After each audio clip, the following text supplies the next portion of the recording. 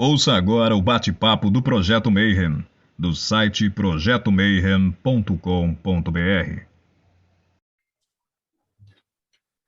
Bom dia para quem é de bom dia, boa noite para quem é da boa noite, 93 para quem é de 93. Hoje vai ser um bate-papo muito massa. Você, principalmente que está interessado em iluminismo, em hermetismo, filosofia e humanismo medieval. Hoje a gente vai falar um pouquinho do Renascimento e de uma das figuras mais importantes dentro do Renascimento e da magia como um todo, né? Se você é hermetista hoje, provavelmente você deve alguma coisa para esse cara que a gente vai... Não o cara que a gente vai entrevistar, o cara, obviamente, que é o assunto da palestra, que já morreu lá muitos e muitos séculos atrás, né? Mas para falar sobre Marcílio Ficino, a gente vai convidar um cara muito foda. Eu ainda não vou dar um spoiler, né? Eu sei que ele é formado em filosofia pela USP, especialista em história pela PUC. Só que você está na segunda temporada do Bate-Papo e agora não sou mais eu só que entrevisto. E a gente montou o Boteco do Mayhem. Então, para abrir aqui as oficinas diretamente do Norte Súbito, o irmão gêmeo malvado do Teor da Conspiração, Tiago Tomussauskas. Boa noite, galera. Hoje é dia de aprender bastante sobre a Renascença e como é que isso afeta a gente até hoje em dia. Do Projeto Mayhem, Rodrigo Elutarque. Salve, pessoal. Ansioso por essa aula e não se esqueçam de dar o joinha, e se inscrever no canal, apertar o sininho para receber as notificações desses vídeos. Diretamente dos reinos enoquianos, Ulisses Massad, paz profunda, irmão.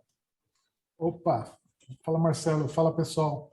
Tá aí um assunto que eu deveria conhecer muito mais do que eu conheço, cara. Louco por essa palestra de hoje aí. E por falar em paz profunda, hoje a gente tem a presença do Frater Belhaz. Frater Belhaz que está mutado. E agora não está mais. Agora sim. Boa noite, todo mundo. Palestra de hoje aí, com certeza vai ser excelente. Vamos aprender um pouco mais sobre a tradição primordial. Será muito, muito bom para mim. E também representando a Eclésia Babylon, Bárbara Vox. Boa noite, olá, pessoal. Hoje um dos períodos mais interessantes da história vai ser com certeza incrível. E a gente está internacional, então diretamente do Japão. Bom dia, Robson Belli. Ohayou gozaimasu para quem está aqui comigo, konbanwa para quem está no Brasil. E vamos aprender um pouco mais do porquê o homem é o animal mais desgraçado da Terra. E o nosso convidado, Daniel Plácido. Salve, mano. Em primeiro lugar, muito obrigado por ter aceito o nosso convite aqui para conversar com esse bando de maluco. Boa noite, Marcelo. Boa noite, pessoal. Eu que agradeço pelo convite. Estou contente de estar aqui. Estou gostando do estilo de vocês, do jeito mais descontraído de vocês. Espero não decepcioná-los ao final aqui dessa conversa. Cara, vai ser muito legal, mas aqui, você sabe, a gente tem várias regras do Projeto Mayhem. As duas primeiras a gente não pode comentar, mas como é a sua primeira vez aqui, você vai ter que contar para a gente de onde que você veio, né, cara? Quando você era criancinha, fazia como todos nós aqui, menos o Robson, que era satanista, a gente ia lá na igreja, pegava a hóstia e tal, e aí depois de 25 anos, 30 anos, a gente está todo mundo aqui na capirotagem. Como é que é a tua história? Vou contar um pouquinho para vocês, Marcelo, até prevendo, usando os meus poderes, né, paranormais, eu previ que você perguntaria isso, e eu separei uns livros aqui, que tem um pouco a ver com a minha trajetória, né? Eu não sei exatamente quando que começou esse meu interesse por religião, por mística, por esoterismo, mas eu me lembro, assim, quando eu era criança, que eu... Não era exatamente essa versão, era uma versão adaptada, né? Mas eu tinha A Morte de Arthur, né? Adaptada, e eu cansei de ler o livro, eu acho que eu quase decorei o livro com uns 8, 9 anos, e aquilo me tocou profundamente, a coisa da cavalaria, o Mago Merlin, a Morgana, a busca do Santo Graal. Eu acho que esse foi um primeiro contato com alguma coisa mais nessa direção, né? E aí, dando um salto, né? Eu era da igreja evangélica, né? Congregação cristã, bastante conservadora, tradicional, etc. Mas ali por volta dos 15, 16 anos, eu comecei a ler a revista Planeta. Acho que muita gente começou assim, ou com o Paulo Coelho, vocês estavam comentando antes, né? Então eu comecei um pouco com a revista Planeta, né? As edições mais antigas, e isso foi trazendo um interesse por esoterismo, as tradições esotéricas. Eu já lia sobre filosofia, né? Já tinha um contato, Platão, etc. E aí foi quando, aí tem um turning point, né? Caiu na minha mão este livro, né?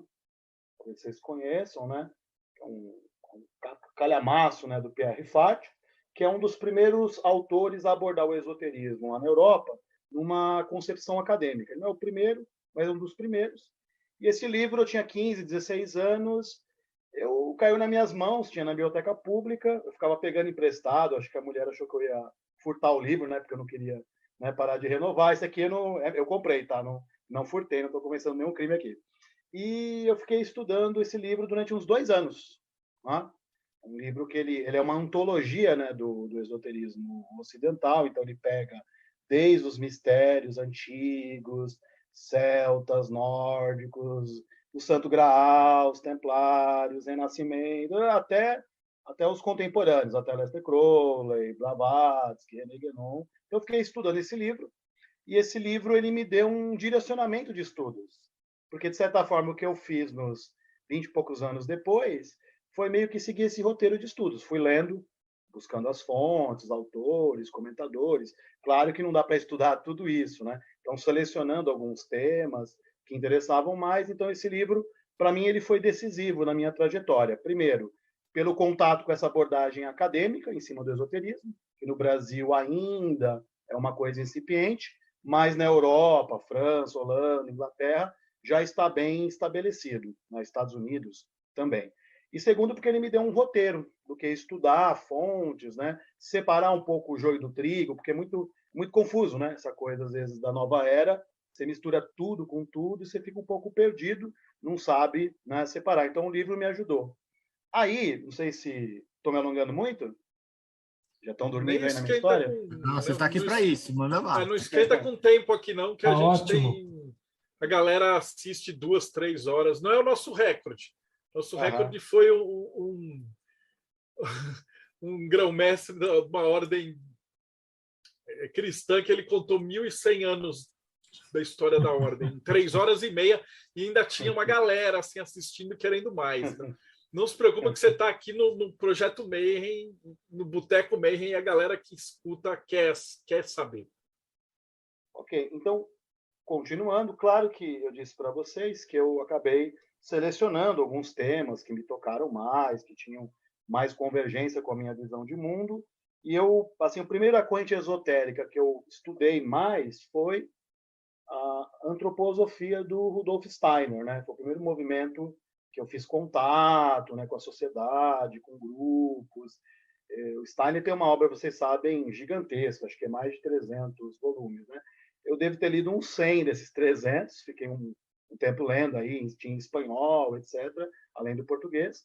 Então, a antroposofia foi o primeiro movimento assim que me tocou, que me interessou, que eu me debrucei mais. Né? O Steiner, ele era um filósofo de formação, então ele tinha todo aquele rigor na sua abordagem. Ele meio tenta fazer uma síntese, né, dessa coisa da filosofia moderna, Kant, Goethe, Hegel, com coisas que ele tinha da experiência espiritual dele, né, desde a juventude. Ele era um clarividente, vamos chamar assim, e também de coisas que ele trouxe da teosofia, da Blavatsky, né? Que aí ele interpreta numa versão mais rosacruciana, mais cristianizada, mais ocidental, enquanto a teosofia da Blavatsky estava mais alinhada com uma visão um pouco mais oriental, né? Aquela coisa dos Vedas e tudo mais que a gente sabe, né? Então, a antroposofia foi o primeiro movimento, né? Mas aí, depois de um tempo, eu comecei a questionar algumas coisas, né? Nunca fui membro da Sociedade Antroposófica tal, e eu fiz contato, foi uma coisa que eu acho que vale a pena contar para vocês, fiz contato com uma editora, que ela existe até hoje, a gente, inclusive, está pensando em traduzir algumas coisas juntos, que é a editora Polar, né? Eu vi que você colocou num dos vídeos essa edição aqui, né? Do Zohar, né? Livro do Esplendor, né? Que é a obra mais importante da Kabbalah. Então, fiz contato com a editora Polar, que é uma editora, ela já existe há um certo tempo, que ela publica clássicos do esoterismo ocidental e do Oriente Próximo. Então, eu fui meio que ser vendedor da Polar. Adianto que eu era um péssimo vendedor, mas esse contato me ajudou no sentido de poder ler mais coisas do que eu gostava, né? Então, como vendedor, eu fui um fracasso, mas me deu contato com autores como o Jacob Boehme, né, que a Polar publicou, acho que foi uma das primeiras a publicar no Brasil, né? Várias obras do Jacob Boehme, o Jacob Boehme, obras de neoplatonismo, neoplotino, aí agora mais recentemente eles lançaram o Plóculo. Tá dando para enxergar? Tá? Né?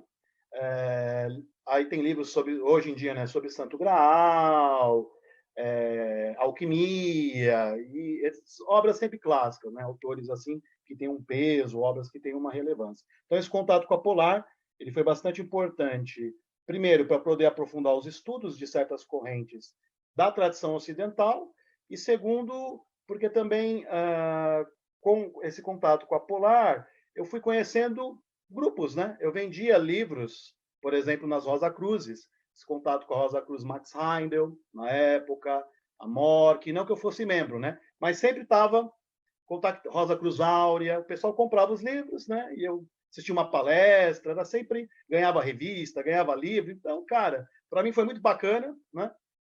Apesar do insucesso financeiro da empreitada, foi bacana essa coisa de vivenciar o esoterismo, estar em contato com pessoas que estudavam, gostavam do que eu gostava, foi bem bacana. E esse contato com a Polar, ele permanece até hoje. Eu não sou mais representante, vendedor deles, mas a gente mantém a amizade, estou sempre divulgando os livros e pretendo, inclusive, traduzir algumas coisas para a Polar futuramente. Depois eu vou falar disso num segundo momento, né? Teve também... eu tive um contato também, um interesse, né, com isso um pouco por causa da Polar, com a escola perennialista, né? Teve um frater aí que falou da tradição primordial, né? Então também nessa época de contato com a Polar eu comecei a ler mais a obra dos perennialistas ou tradicionalistas, o Guénon, Schwall, Julius Evola, esses caras todos, né? Naquele momento tinha umas polêmicas aí na internet com o finado Olavo de Carvalho, né, no Orkut, na época. Então, eu estava bem interessado nesses temas, mas, claro, né, o perennialismo ele é uma corrente que ele encanta, né, com essa proposta de uma unidade por trás de todas as tradições, uma valorização da metafísica, né, no sentido esotérico desse termo, mas eu fui vendo também com o tempo que tinha algumas dificuldades nessa proposta, né, que não era assim tão harmonioso, né? O contato entre as tradições, as polêmicas, as divergências. Então, eu me afastei um pouquinho do perennialismo. E aí, finalmente, isso eu estou falando da parte mais da minha trajetória, né? Depois eu quero falar um pouco, se vocês permitirem, da parte mais acadêmica, né? Eu separei meio que didaticamente aqui, mas eu não vejo separação. Foi simultâneo, né? Mas eu separei para tentar ver se faz algum sentido, né? Se as minhas voltas fazem sentido para vocês. E aí, finalmente, eu acabei fazendo contato com o sufismo, né? Com correntes dessa tradição que é vinculada ao Islã, né? E eu entrei numa ordem sufi, que é a Naqshband Haqqani, né? Isso foi há alguns anos, então fui membro da ordem Haqqani, etc. Aqui tem um livro o antigo Sheikh, né? Esse livro saiu em português, né?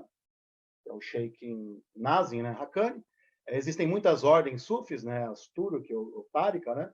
E a Naqshband Haqqani é uma delas, uma das mais conhecidas no Ocidente, tem muitos seguidores, ela é bem difundida aqui na América Latina, no Brasil um pouco, né? Então foi também uma experiência interessante, né? Claro que como alguém que vem do mundo ocidental, teve uma formação cristã, também houve, né, esse processo, algumas dificuldades de adaptação, e hoje em dia eu me afastei do sufismo, não estou mais vinculado à ordem ou a qualquer outra ordem, mas continuo interessado no tema, estudando, conversando com as pessoas, tendo amizade. Eu acho isso muito, muito importante, né? Eu já fui criticado aí nos mundos da internet por ter amizade com pessoas de grupos e visões diferentes, né? Tipo, você não se decide, né? Ser amigo de inimigos, né? Essas bobagens todas que as pessoas falam.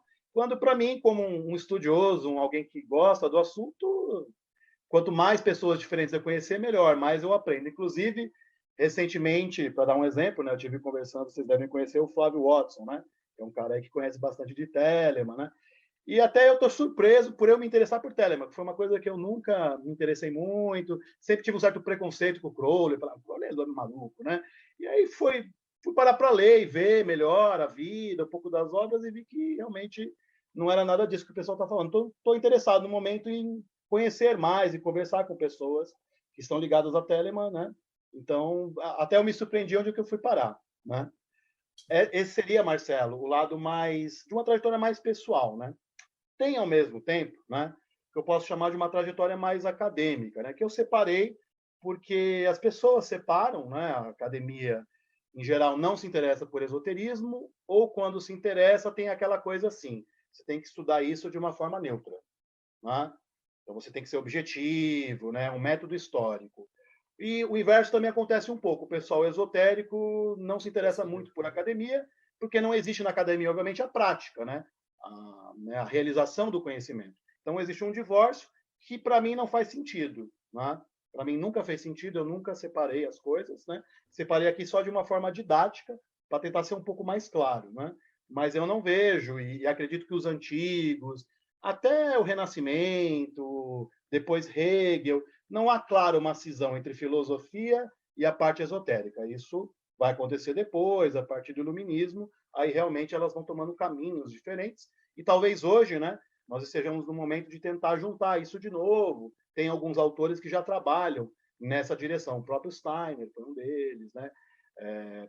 Mais recentemente, Ken Wilber, né? Mas falando agora um pouco da minha trajetória acadêmica, né? Eu falei para vocês que desde ali da adolescência eu comecei a ler filosofia de uma forma autodidata, né? E aí comecei a pesquisar as coisas esotéricas, mas eu só entrei na faculdade de filosofia com 24 anos. Né? Eu demorei, eu sempre fui um cara meio enrolado, né? Eu fazia cursinho e só assistia aula de geopolítica que eu gostava, não assistia o resto, né? Eu era muito sincero, até na faculdade eu era meio assim também, né? Só assistia o que eu realmente gostava, né? Então, eu fui entrar com 24 anos na universidade, um pouco tardiamente, já não pensava muito numa carreira acadêmica, né, com 24 anos, até daria, mas nunca me interessou muito. E o primeiro tema que eu comecei a pesquisar ali, na iniciação científica, tinha a ver com essa relação filosofia e esoterismo. Né? Eu fui estudar a relação de Plotino com o gnosticismo. Né? Sabemos que o Plotino é um neoplatônico lá do século III, ele foi contemporâneo de alguns gnósticos, provavelmente havia gnósticos na escola dele, ele ensinava em Roma, então provavelmente tinha gnósticos ali no meio. Em algum momento, o Plotino decide escrever contra eles. Ele vai fazer algumas críticas, né? Vai dizer que os gnósticos não interpretaram bem Platão, que os gnósticos são dualistas, né? Então ele tenta demarcar, né, uma diferença entre o neoplatonismo, ou platonismo, como eles chamavam na antiguidade, e o gnosticismo.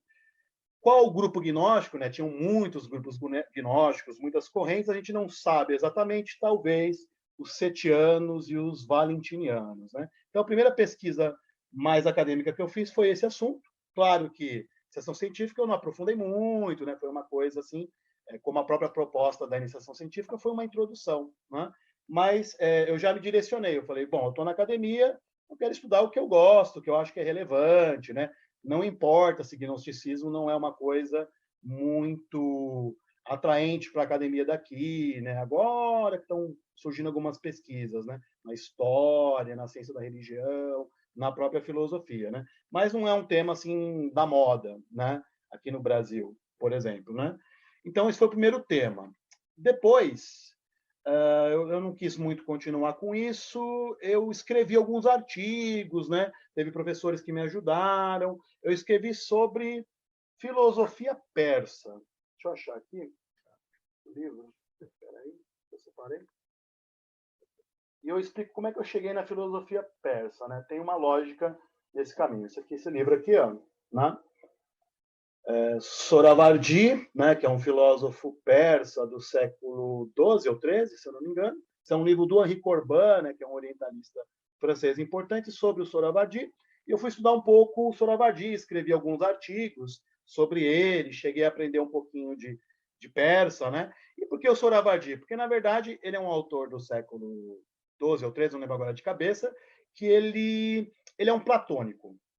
Mas ele é um platônico que ele, como ele está no contexto da Pérsia, né, onde hoje é o Irã e uma parte do Iraque, ele tem uma influência do zoroastrismo, mas também tem uma influência do hermetismo e talvez até do gnosticismo, porque o gnosticismo, especialmente através do maniqueísmo, ele se disseminou também para essas partes mais distantes do Oriente. E o Sohravardi ele faz uma síntese do neoplatonismo, do zoroastrismo, do hermetismo e provavelmente de algo do gnosticismo. Quando você lê o Sohravardi, ele é um gnóstico. Ele tem essa visão, por exemplo, de uma contraposição, né, entre o mundo material e o mundo de luz. O universo, para ele, são gradações de inteligências angélicas, né? Então, eu ir do Plotino para o Sohravardi foi uma mudança, mas não foi uma mudança absurda, né? Não foi né? Foi uma coisa assim que eu, né, mudei da água para o vinho, né? Tinha uma lógica, né? Eu não continuei estudando o Sohravardi e encurtando esse papo todo, né? No final da história, eu fui estudar o Marcílio Ficino, que eu vou falar daqui a pouco para vocês um pouco sobre ele, que também fazia sentido para mim, porque, primeiro, o Ficino ele é um platônico, lá do Renascimento, ele é cristão, né? Ele era padre da igreja, um padre meio, né? Meio assim, heterodoxo, né? E o Ficino é ele que vai resgatar, por exemplo, a questão do hermetismo, naquele contexto, né? O orfismo, o pitagorismo, a teurgia dos neoplatônicos, né? Então, de certa forma, o Ficino juntava muitas das coisas que me interessavam, que eu já conhecia um pouco, e também o Ficino, ele é um dos primeiros que vai falar de vou chamar aqui de filosofia perene, tá? Não é essa expressão que ele usa, mas é o equivalente, né? Ele vai falar de uma unidade, de uma convergência entre essas várias tradições, e muito da obra do Ficino, que eu vou esmiuçar isso melhor daqui a pouco, é uma tentativa de fazer essa síntese, né, entre as várias tradições e falar que existe uma linhagem de autores que são expoentes dessa filosofia perene. Ora começando com Hermes, ora começando com Zoroastro, aí vem a galera toda, Orfeu, Pitágoras, Platão, etc. Tá? Acho que é um pouco isso, e é o que eu estou estudando agora no mestrado, na Federal de Uberlândia. Eu estou estudando exatamente esse tema da filosofia perene no Ficino, que foi o meu jeito de unir o meu lado mais esotérico com o lado da filosofia, da academia. Infelizmente, no Brasil, o Ficino não é um autor assim divulgado, conhecido. Eu acho que tem este livro sobre ele, uma menina da PUC, né, Thalita Carvalho, acho que é o mestrado dela, né? Ela publicou um livro sobre a questão do conceito de Deus, né? É um bom trabalho, é uma boa monografia. Tem o tratado dele sobre o amor, onde ele fala bastante também de magia, está traduzido na internet, acho que não foi publicado. Tirando esses dois livros, aqui no Brasil você vai achar perdidos aí uma tese ou outra, alguns artigos, né? Mas não tem, por exemplo, uma obra importante dele, várias são importantes, traduzidas pelo menos no Brasil não sei se Portugal tem, né? E também um pouco por causa dessa lacuna também foi algo que me motivou a estudar o Ficino, né? Estudar um autor que é importante, né? O Bruno está perguntando, né? Qual o nome do tratado sobre o amor? Eu acho que é sobre o amor mesmo, o nome, né? De Amore, né? Se você jogar no Google, né? De Amore e Ficino, vai aparecer essa tradução, que eu esqueci o nome da professora que fez, e ela deixou na internet. Ela não publicou em livro, né? Ela fez uma espécie de e-book ou PDF. Eu queria parar um pouquinho agora, ver se tem perguntas, comentários. Eu falei bastante.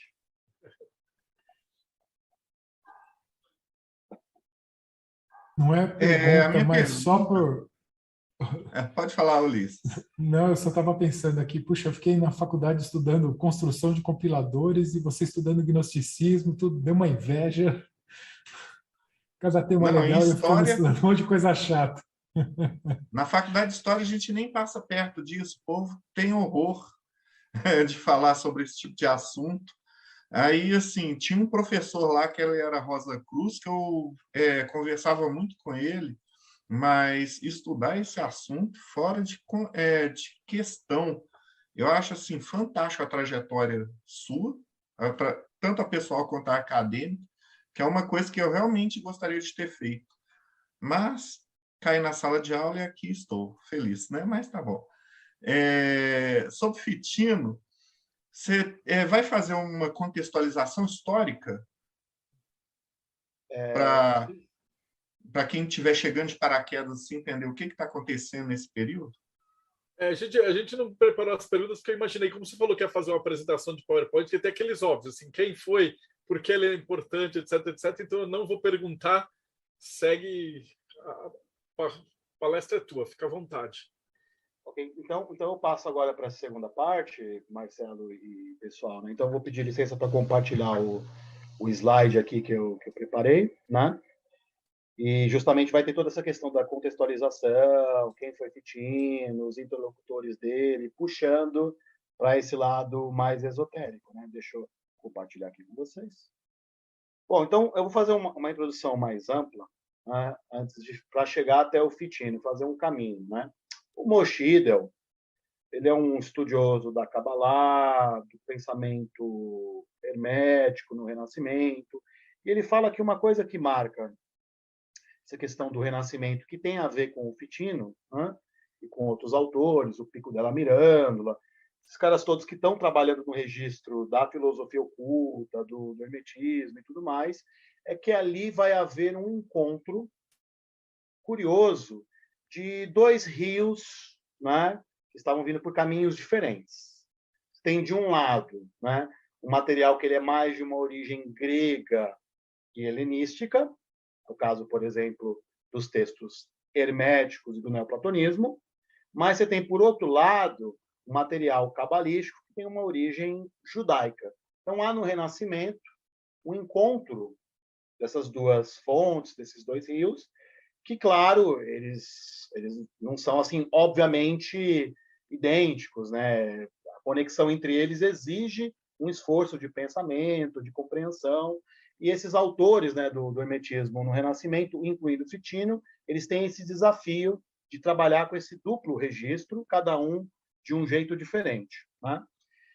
Não é por acaso, né, que o Fitino, conhecendo especialmente esse material mais de origem grega e helenística, né, ele vai traduzir um monte de coisa, ele vai falar também de uma prisca teologia, né, que a gente pode entender como uma teologia antiga, ou até mesmo a gente pode chamar de filosofia perene, né? O Fitino vai trabalhar por isso, porque para ele e outros autores era evidente a necessidade de fazer uma síntese dessas fontes diferentes, e claro, né, que de alguma forma essas fontes elas remetiam a uma transmissão, a uma cadeia de transmissão, né? Então esse é um contexto mais amplo.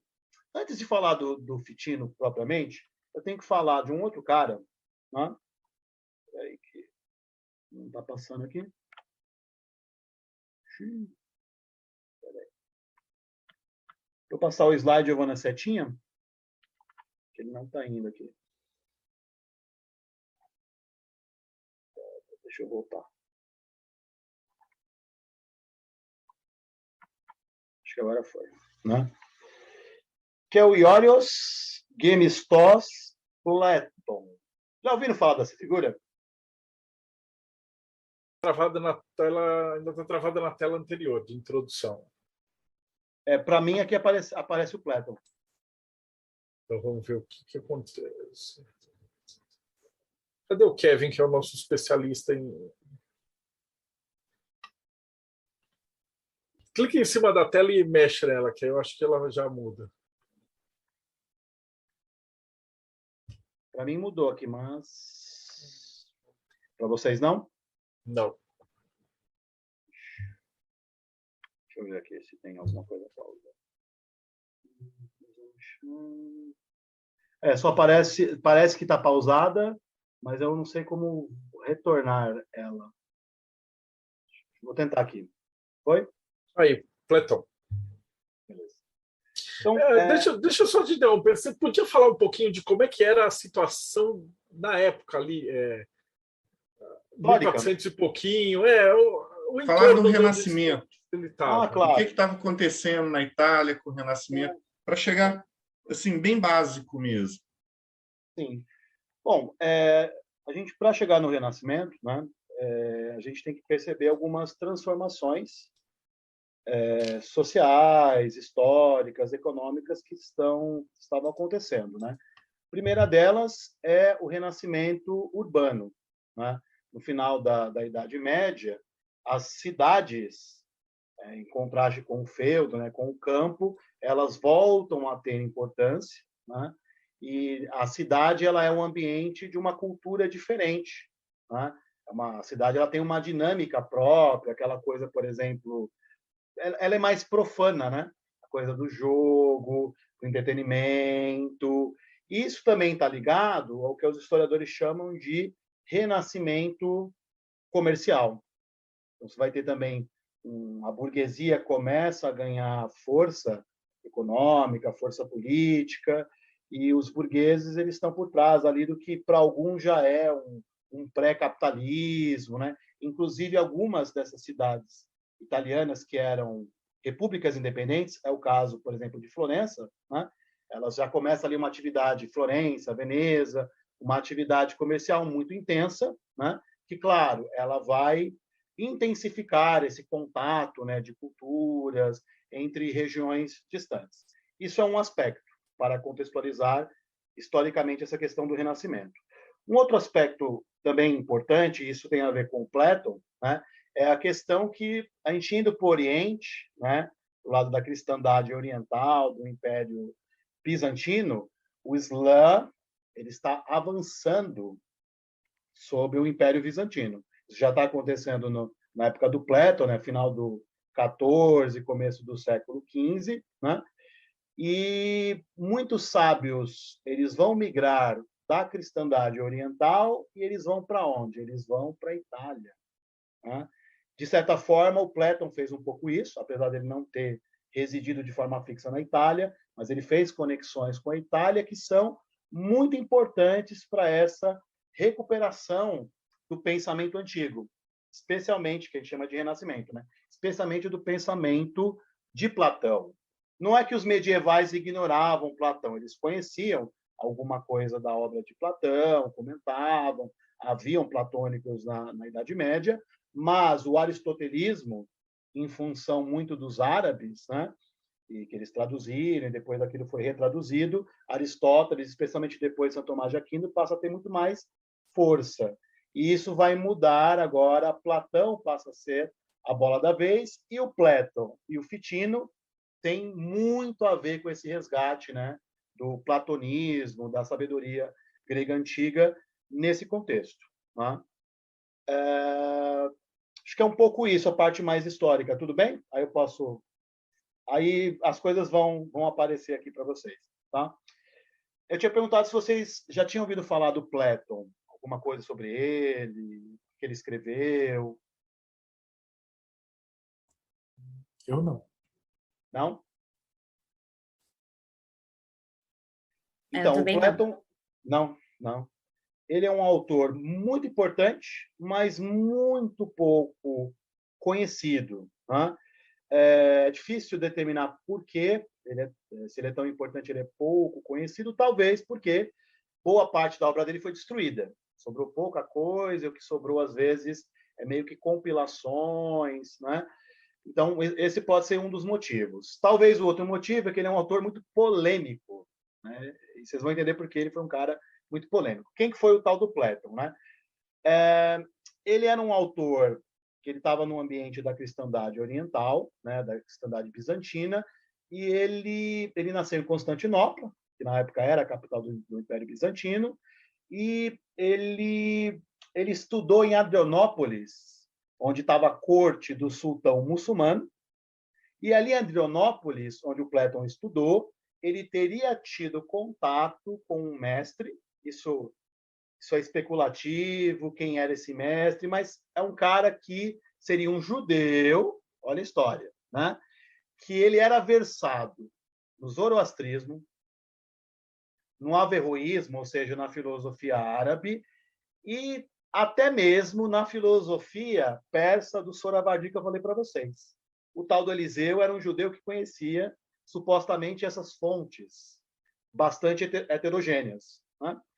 E não é de estranhar porque o Platão, depois, ele vai se interessar justamente por essas doutrinas orientais e fazer uma síntese da filosofia ocidental com essas doutrinas orientais, né?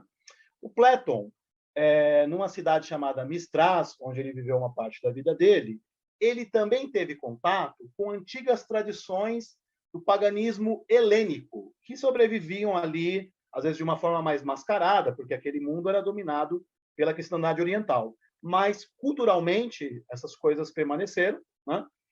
E o Platão, na verdade, ele era um filósofo pagão, que, porém, apesar de ser pagão, e muitas vezes ele mascarava isso, né? Não dava para ele se assumir assim publicamente, ele era bem quisto na corte do imperador bizantino. Ele tinha prestígio como pensador, como político, como uma espécie de jurista também, né? Isso é bastante curioso. E tão grande era o prestígio do Platão que, quando teve um concílio importante nessa época, tem tudo a ver com a questão do Renascimento, né? Foi o concílio da união das duas igrejas. Vocês sabem que, lá desde o século XI, né, houve o cisma, né, da igreja ocidental e da igreja oriental, e esse concílio, que acabou ocorrendo em Florença, a proposta dele era reunificar as duas igrejas. Aí houve um deslocamento do imperador bizantino, que era o Miguel Paleólogo, e ele levou no grupo dele, ele levou o Platão como uma espécie de representante, de consultor, inclusive para saber, né, nas discussões, se valia a pena ou não assinar os acordos. Claro que o imperador bizantino, na verdade, ele estava muito preocupado, e por isso ele queria o apoio dos católicos, com o evidente crescimento do Islã. O Islã estava ali já em cima do Império Bizantino, né? E o imperador bizantino queria o apoio dos católicos para ver se ele conseguia, né? Isso, a gente sabe que isso não vai dar certo, né? Depois Constantinopla cai, né? E já era fim para o Império Bizantino. Bom, mas então o Platão ele foi para Florença junto com o grupo do imperador, a delegação do imperador bizantino, e foi ali em Florença que ele teve contato com os humanistas, com os eruditos latinos. E o Platão, durante os eventos do concílio, né, ele se meteu a dar aulas sobre Platão e platonismo. E com essas aulas, que diz que ele é um cara muito brilhante, tinha uma grande inteligência, erudição, né, ele falava em grego, né, o Império Bizantino é de cultura grega ou helênica. Ele vai encantar um tal de Cosme de Médici. Família Médici, famílias poderosíssimas de Florença, que simbolizam, em muitos sentidos, essa coisa do mecenato, do Renascimento. Então, o Cosme ele ficou encantado com as aulas do Platão sobre Platão, né? E, na verdade, o próprio nome Platão é um apelido. O nome verdadeiro dele é Ionios Gemistos. Mas os eruditos latinos, eles gostaram tanto do Platão, que chamaram ele de Platão por quê? Porque soava parecido com Platão. Essa é uma explicação possível, né? Outra explicação é que Platão quer dizer cheio, né? Ele era um cara alto e forte, corpulento, né? Então, Platão, porque Platão também é um apelido, né? Aquela história que Platão tinha uns ombros largos, etc. Platão não era o nome de Platão e Platão não era o nome de Platão, né? Imagina que o Platão gostou do apelido, os caras estavam comparando ele com o ídolo dele, que era Platão, né? O Fitino compara ele com Platão, etc. Né? E o Platão, então, primeira coisa, por que ele é tão importante? Ele vai ter esse papel fundamental de resgatar a sabedoria de Platão e jogar um pouco isso, influenciar os italianos, né, os eruditos latinos, para esse resgate do platonismo. Isso é importante quando eu for falar depois do Fitino.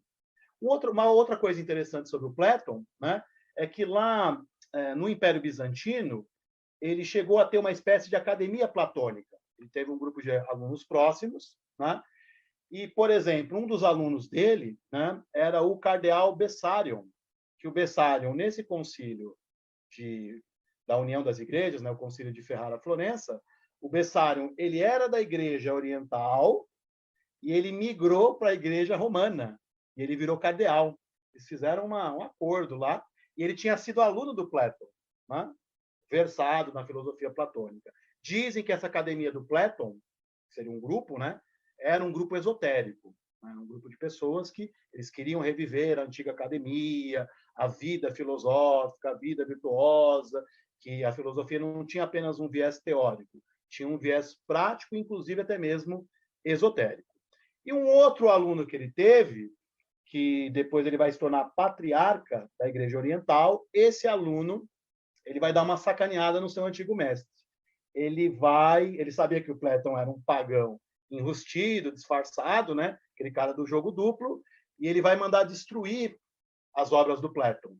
Tá? E aí, por isso que a gente, às vezes, não tem obras dele completa, porque um ex-aluno que era cristão, incomodado com esse paganismo, ele vai mandar destruir essa obra. Deixa eu passar aqui. Tudo bem até aqui? Só. Espera aí. Deixa eu aproveitar e fazer uma pergunta. Você comentou aí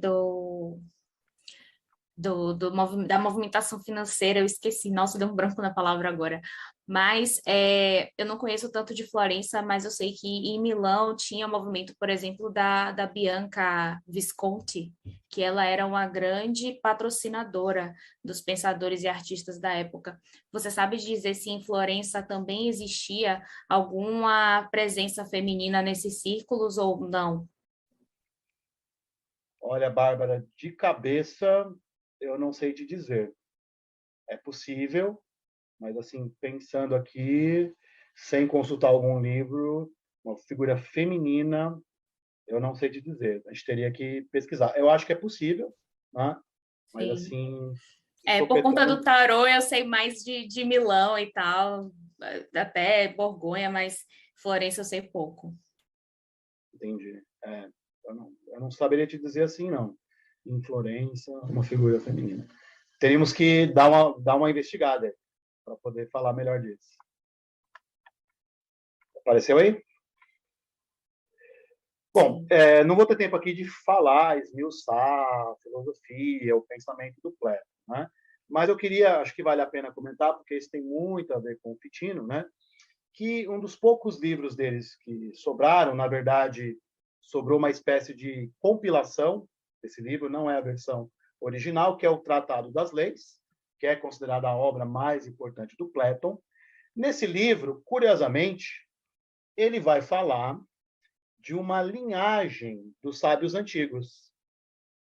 Ele vai fazer isso, claro que é uma construção, né, fictícia dele, vamos dizer assim, mas ele vai falar que existe uma linhagem de expoentes da verdade, da sabedoria eterna, da sabedoria perene, né? E ele coloca aqui nessa lista, resumindo, que ela é longa, né? Ele coloca lá Zoroastro como o primeiro, que ele chama de legisladores e sábios antigos, Eumolpus, que é considerado por alguns o fundador dos mistérios de Eleusis, Minos, Licurgo, aquelas figuras da Grécia, né? Os sábios antigos da Grécia, né? Numa Pompílio, que em Roma é considerado, né, o criador dos mistérios. Ele coloca os Brahmanes, ele coloca Tales de Mileto, várias figuras ali, Pitágoras, Platão, Parmênides, Plotino, Jâmblico. Então, é muito curioso essa linhagem, né? Então, a gente pode considerar que o Platão ele é um dos primeiros a falar de uma filosofia perene, a apresentar uma linhagem, nesse livro Tratado das Leis. Isso é muito importante para o Fitino e para os renascentistas depois. E é curioso que, além de colocar os gregos, né, ele coloca na história os persas e coloca até mesmo os brahmanes, né? Claro que eu não acredito que o Platão conhecia muita coisa sobre o pensamento indiano, mas ele provavelmente ouviu falar, tinha alguma referência, né? E ele faz, então, essa linhagem praticamente universal, né? Porém, se vocês repararem, como ele era pagão, ele não coloca os judeus não entram, muito menos os cristãos, né? Dizem que o Platão ele acreditava que o paganismo, ele chegou a falar para algumas pessoas, o paganismo em breve iria substituir o cristianismo e o Islã como religião hegemônica do mundo, né? Isso não aconteceu, né? Mas vocês entenderem o grau de compromisso dele com o paganismo, né? Ele chega a falar na filosofia dele, além de resgatar Platão, os neoplatônicos, ele retoma conceitos da mitologia. Então ele vai comparar, por exemplo, o Uno, né, que é um conceito de Plotino, com Zeus, né? A alma do mundo com Hera. Então ele é um autor também interessante para quem gosta de paganismo, numa vertente mais filosófica. O Platão também é interessante. E por essa coisa dele falar de uma filosofia perene, quase universal, que ele não coloca os judeus e os cristãos na história. E, curiosamente, ele também não coloca os egípcios. Ele até cita, assim, não coloca Hermes, né? E é impossível ele não conhecer a figura de Hermes, né? Então, umas omissões que os pesquisadores ainda se perguntam por que ele não gostava de Hermes, né? Alguns dizem que ele não coloca o Egito muito claro na história, porque dava para vincular muito fácil os egípcios com os judeus, né? Aquela história de Moisés no Egito. Então, ele já percebe e fala, não, o Egito aqui, não quero saber do Egito, né? Mas, de qualquer forma, é praticamente a primeira versão filosófica de uma filosofia perene que o Platão faz. E, claro, que isso vai influenciar depois o Ficino e outros autores do Renascimento. Vocês querem fazer alguma pergunta antes de eu passar para o Ficino? Alguma colocação? Dá uma olhada do pessoal. Pô, eu estou adorando isso. Essa figura, esse Platão, era todo desconhecido. É a primeira vez que eu estou ouvindo falar dele. Eu achei ele fantástico. Eu conhecia um pouquinho a história, dei uma estudada na história do Marcílio, mas isso que você falou agora é muito legal, porque ele joga uma luz, né, de como é que estava o entorno para surgir a figura do Marcílio. Ele armou o cenário. Ele deixa tudo preparado, faz muito mais sentido. Sem o Platão, não teria provavelmente um renascimento do platonismo nesse período, né? Então ele é fundamental, fora a influência que ele teve, fora essa tentativa, né, de fazer uma síntese, de dialogar, né, com várias vertentes, e ao mesmo tempo ser um pagão num território hostil. É uma figura assim extraordinária, né? Eu diria, né? E, inclusive, é uma ideia minha traduzir o Tratado das Leis, não existe em português, né? Acho que tem em espanhol, mas é uma edição esgotada, tem em francês e inglês. É traduzir, talvez, para a editora Polar esse livro. É um livro até curtinho, porque o que sobrou dele é meio que recompilado, né? Não é a versão original. Mas, mesmo assim, é uma obra que acho que valeria a pena ter, eu pretendo traduzir daqui a um tempo, né? Vai demorar um pouquinho ainda. Bom, aí, finalmente, a gente chega agora no Marcílio Ficino, tendo feito toda essa contextualização. Bom, quem foi o Marcílio Ficino? Primeira coisa, né? Ele era filho do médico da família Médici, né? A gente sabe que é a família importante na área econômica, na influência política em Florença, também tinha um papel de mecenato, né? E o Cosme de Médici, que lá no concílio, né, tempos antes do concílio, foi o ano que o Ficino nasceu praticamente, né? Então, muito tempo antes, o Cosme de Médici ele tinha ficado encantado com as aulas do Platão sobre a filosofia platônica, e o Cosme ficou com essa ideia: eu quero reconstruir a Academia Platônica, né? O que vai ter melhor disso do que reviver a glória, né, dos tempos, né, de Platão, toda essa coisa, né? Só que o Cosme não tinha achado ninguém à altura dessa tarefa. E aí foi quando ele percebeu que o jovem filho do médico dele era um rapaz estudioso, muito inteligente, né? E o Cosme resolve ser uma espécie de mecenas do jovem Ficino, né? Ele doa para o Ficino uma vila próximo a Florença, né? E o Ficino vai se dedicar por muitos anos, né, à tarefa de traduzir muito material importante para a filosofia, para o Renascimento como um todo, né? Ele traduziu, foram muitos anos esse trabalho, ele parou durante um tempo, né? Não foi uma coisa linear, né? Mas ele traduziu praticamente e comentou toda a obra de Platão, uma tradução diretamente do grego para o latim, E curioso que ele já tinha começado a traduzir Platão, quando o Cosmos falou para tudo, que tem um negócio aqui que apareceu, né, que eu quero que você traduza primeiro que Platão, que era o Corpus Hermético, né? Estou mostrando aqui essa edição da Polar, né? Acho que ela lançou, deixa eu ver, tem uns 2 anos, 2019, né? Então, o Corpus Hermético. Então, o Fitino para um pouco de traduzir Platão e vai traduzir o Corpus Hermético, né? Que, claro, nesse período, a figura de Hermes e toda aquela coisa que eles achavam que tinha uma antiguidade, assim, quase que antediluviana dos textos herméticos, né? E quanto mais antigo, maior a autoridade, e Hermes é um dos sábios ou teólogos antigos, né? Então tinha toda essa expectativa em torno do hermetismo, e o Fitino traduz. Ele traduz com o nome de Primandro, ou Pimander, né? Que é, na verdade, o nome do primeiro tratado do Corpus Hermético, né? Ele traduz e dá esse nome, que é o Primandro ou Poimandres, né? Que é o primeiro livro do Corpus Hermético. Só um spoiler aqui para vocês, um spoiler do bem, né? Tem um professor, amigo meu, professor David Pessoa de Lira, que estuda hermetismo, ele traduziu o Corpus do grego, né? Há muitos anos de trabalho, e ele vai publicar, não posso dizer da maior detalhes, mas ele vai publicar em breve essa tradução diretamente do grego. A Polar não é diretamente do grego, a tradução do David é do grego. Então, está havendo aí um interesse aqui no nosso contexto, até da academia, pelo hermetismo antigo, né, da antiguidade tardia, né, melhor dizendo. Bom, além de praticamente toda a obra de Platão e o Corpus Hermético, né, que o Fitino vai traduzir, ele traduziu também obras dos neoplatônicos, ele traduziu Plotino, traduziu Próclo, traduziu Jâmblico, que era um neoplatônico que escreve sobre o Egito, né, aquela obra dele sobre os mistérios egípcios, onde, na verdade, ele fala de teurgia mais do que o Egito. Né?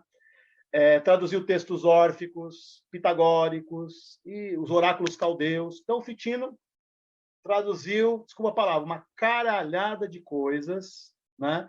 E aí isso vai circular, e os eruditos vão ler, comentar. Tem nesse período, já tinha começado antes, né? Toda uma briga sobre Aristóteles e Platão, né? Quem era melhor. Então, tudo isso vai ser influenciado por esse trabalho do Fitino. E, claro, o Fitino não era um mero tradutor ou comentador. Já seria grande coisa se ele fosse apenas isso, né? Mas ele era um filósofo de primeiro nível, tem uma filosofia original, publicou vários livros próprios, além da tradução. E o nosso amigo está levantando a mão, por favor. Vou dar a palavra para você. Você pode explicar um pouquinho rapidamente, para quem não sabe, por que neoplatonismo, qual que é a diferença? Olha, ótima pergunta, Bárbara. Desculpa, às vezes a gente... Assim, na academia isso é meio evidente, né? Mas a gente não está aqui nesse contexto, né? O que acontece, né? O que nós chamamos de neoplatonismo, né, seria uma retomada da filosofia de Platão lá no século III depois de Cristo, então mais ou menos 700 anos depois de Platão, né, num contexto de sincretismo cultural. O Plotino, por exemplo, ele nasceu no Egito e depois ele foi para Alexandria e finalmente em Roma. Né? O Plotino, na verdade, o mestre de Plotino, que era Amônio Sacas, que ninguém sabe direito quem foi, seria considerado o fundador do tal do neoplatonismo. Por que neo? Né? Porque justamente isso foi inventado pelos historiadores, né? Porque seria uma releitura de Platão nesse contexto de sincretismo cultural, né? Que, claro, os chamados neoplatônicos eles vão desenvolver algumas teorias, ideias que Platão não desenvolveu, pelo menos não de forma claramente, né? De forma clara. Por exemplo, né? O Plotino ele concebe a realidade, né? E todos os neoplatônicos como uma espécie de escada ontológica. A realidade são vários níveis, como se fosse uma cascata, né? Você tem a origem de tudo, que o Plotino chama de uno, a unidade absoluta, que se desdobra para se autoconhecer no que ele chama de nous, que é a inteligência, que gera uma vida, que é um terceiro grau, que é a alma do mundo. Onde que está o mundo material? É a escala mais baixa. Abaixo desses 3 níveis. E qual que é a tarefa da filosofia? O homem caiu, né, do mundo espiritual para o corpo material. A tarefa da filosofia é fazer o retorno, né?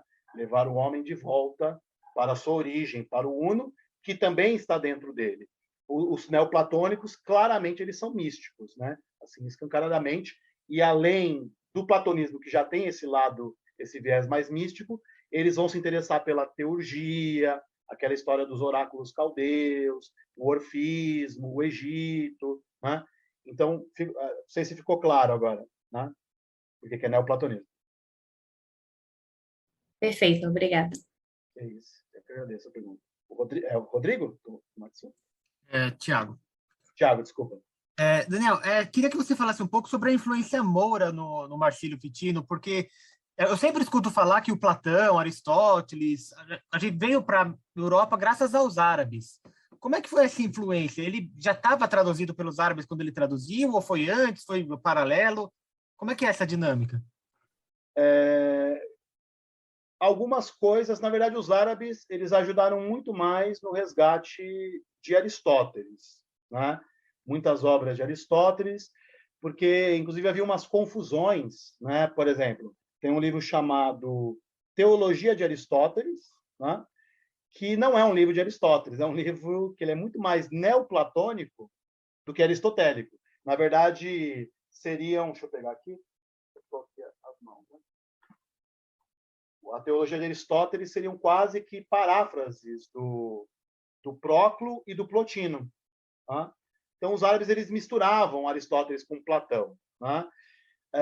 Como eu tinha dito antes, né, Platão, algumas obras já eram conhecidas e traduzidas, né, na Idade Média, mas assim dá para dizer que os estudos de Platão eles vão dar um upgrade gigantesco depois de Fitino, porque são traduções diretamente do grego, porque muitas vezes o material dos árabes eram retraduções, era a tradução da tradução que os caras traduziam. Às vezes era traduzido do siríaco para o árabe, e aí o cara ia traduzir para o latim. Então, imagina a qualidade dessas traduções, provavelmente era baixa. Então, o Fitino ele tem um papel importante nesse resgate de Platão com traduções mais fidedignas. Não é que Platão fosse desconhecido, né, no medievo, né? Mas claramente no Renascimento, Platão, eu diria que ele sobrepuja um pouco a influência de Aristóteles. Mas, claro, né, o Fitino mesmo falava que a filosofia começa por Aristóteles. Aristóteles é importante, mas depois vem algo superior, que é Platão. Claro, né, ele é um platônico, ele vai puxar a sardinha do lado do próprio Platão. Não sei se ficou claro, Thiago, né? É que tem muitos detalhes. Isso aí é um negócio muito doido. Foi puxar, né, todo esse detalhe das traduções, as confusões, né, que se fizeram. Então, acho que a partir de Fitino, a coisa fica um pouquinho mais clara, né? A qualidade das traduções e tudo mais. Tá? Tá excelente, obrigado. Acho que é o Robson que vai perguntar. Então, eu queria perguntar se algumas questões, né, a respeito do Picatrix, que parece que ele depois que ele se tornou padre, ele teve uma acusação de necromancia por parte da igreja também, né? Isso tem a ver com o Picatrix? Ele traduziu o Picatrix? Eu não sei te dizer se essa acusação tem a ver com o Picatrix, tá? Nem se o Fitino traduziu. Eu não lembro. Eu peguei alguns artigos sobre as traduções. Eu não lembro de ter visto o Picatrix como tradução do Fitino. Sei que ele traduziu o Corpus Hermético. Mas pode ser que sim. Aí teria que pesquisar, Robson. Eu não sei te dizer. Mas a acusação, né? Como ele fala sobre magia em vários livros, né? Ele fala, por exemplo, no De Amore, sobre magia. Ele fala num outro livro dele chamado Sobre a Vida, De Vita. Ele fala sobre magia. E, claro, né? Magia para o Fitino é muito mais a questão da magia natural, da filosofia da natureza, não é bem um negócio cerimonial, né? Então, aí rola essa acusação dele ser um necromante. Eu acho que o Pico della Mirandola também vai ter umas suspeitas nesse sentido. Mas, assim, eu não saberia te detalhar muito bem essa questão do Picatrix, nem das acusações sobre o Fitino, né? Eu teria que investigar melhor. Na verdade, nem é o foco da minha pesquisa nele, né? O foco da minha pesquisa nele é a filosofia perene, mas que tem, sim, alguma relação com esse tema da magia, Robson. Eu vou ficar te devendo um pouquinho. Me desculpa.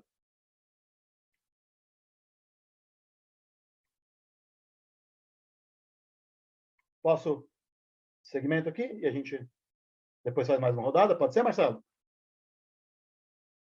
Vamos lá. Ok. Então, tinha dito para vocês que o Ficino, ele não é apenas um comentador e tradutor, ele é um filósofo original, e das muitas obras que ele escreveu e publicou, a mais importante é a teologia platônica, né? Onde ele vai apresentar a sua visão metafísica, que é uma mistura de platonismo com o cristianismo, né? É um livro volumoso, né? Um livro difícil de ler, é uma obra realmente de fôlego, né? E como está aparecendo aí, o Ficino teve essa suspeita, né, de envolvimento com feitiçaria, porque ele é um autor, como muitos renascentistas, ele vai trabalhar, ele vai comentar magia, astrologia, a questão do hermetismo, o próprio platonismo ou neoplatonismo já tem esse viés mais esotérico, e por ele ser um sacerdote, né, ser um padre ordenado, eu imagino que ele era muito mais focado, né, por conta disso. Então, isso seria uma apresentação mais geral do Ficino, né? E aí eu queria falar para vocês, que é o tema que eu pesquiso, e isso tem a ver com o Platão e tudo mais, que é o tema da prisca teologia, né? O Ficino não usa a expressão filosofia perene, ele prefere usar a prisca teologia, né? Quem vai usar a expressão filosofia perene é um católico posterior chamado Agostinho Esteuco, que era bibliotecário do Vaticano, e ele publica um livro chamado Sobre a Filosofia Perene, né? Ele lê o Ficino, ele lê o Pico della Mirandola, inclusive ele critica, né? O Agostinho Esteuco, para ele, a filosofia perene é a verdade original que Deus revelou a Adão, e depois foi se espalhando para vários povos, e aí vem o cristianismo e resgata, digamos assim, a potência original dessa verdade revelada. O Ficino não é exatamente esses termos que ele coloca, né? Ficino, na verdade, sobre a prisca teologia, a teologia antiga, ele vai apresentar várias versões ao longo do tempo, né? Então, ele vai mudar um pouquinho, né, a apresentação, a elaboração desse tema, conforme a obra. Eu diria que ele foi depurando essa concepção, foi amadurecendo ela, né? Por exemplo, a primeira vez praticamente que ele fala disso vai ser justamente no prefácio do Primando, né, ou do Corpus Hermético, né? Onde ele vai dizer que existia uma linhagem de sábios antigos, tá? Deixa eu passar aqui, peraí. E ele coloca Hermes Trismegisto, né, ao qual é atribuído o Corpus Hermético, como o primeiro dos sábios antigos. Aí ele fala que depois de Hermes veio Orfeu, veio um tal de Aglaufemo, que é uma figura muito mais lendária do que histórica, que seria um órfico que teria iniciado Pitágoras. Então, Aglaufemos, Pitágoras, Filolau, que é um pitagórico que teria tido contato com Platão. Então, essa é a primeira versão do que o Ficino apresenta a prisca teologia, né, a teologia antiga. Ele coloca esses autores. Ele teve nisso uma influência desse livro aqui do Próclo, né? O Próclo faz algo parecido, ele só não coloca Hermes, né? Ele começa com Orfeu. Então, o Ficino provavelmente tirou isso do Próclo, que ele conhecia muito bem, que ele traduziu, inclusive, né? Em obras posteriores, o Ficino vai mudar um pouquinho essa versão, né? Ele vai colocar Hermes em segundo e ele vai colocar quem em primeiro? Zoroastro, o grande mago persa, né? Ele diz que o primeiro dos sábios antigos, dos teólogos antigos, é Zoroastro. Aí ele mantém, né?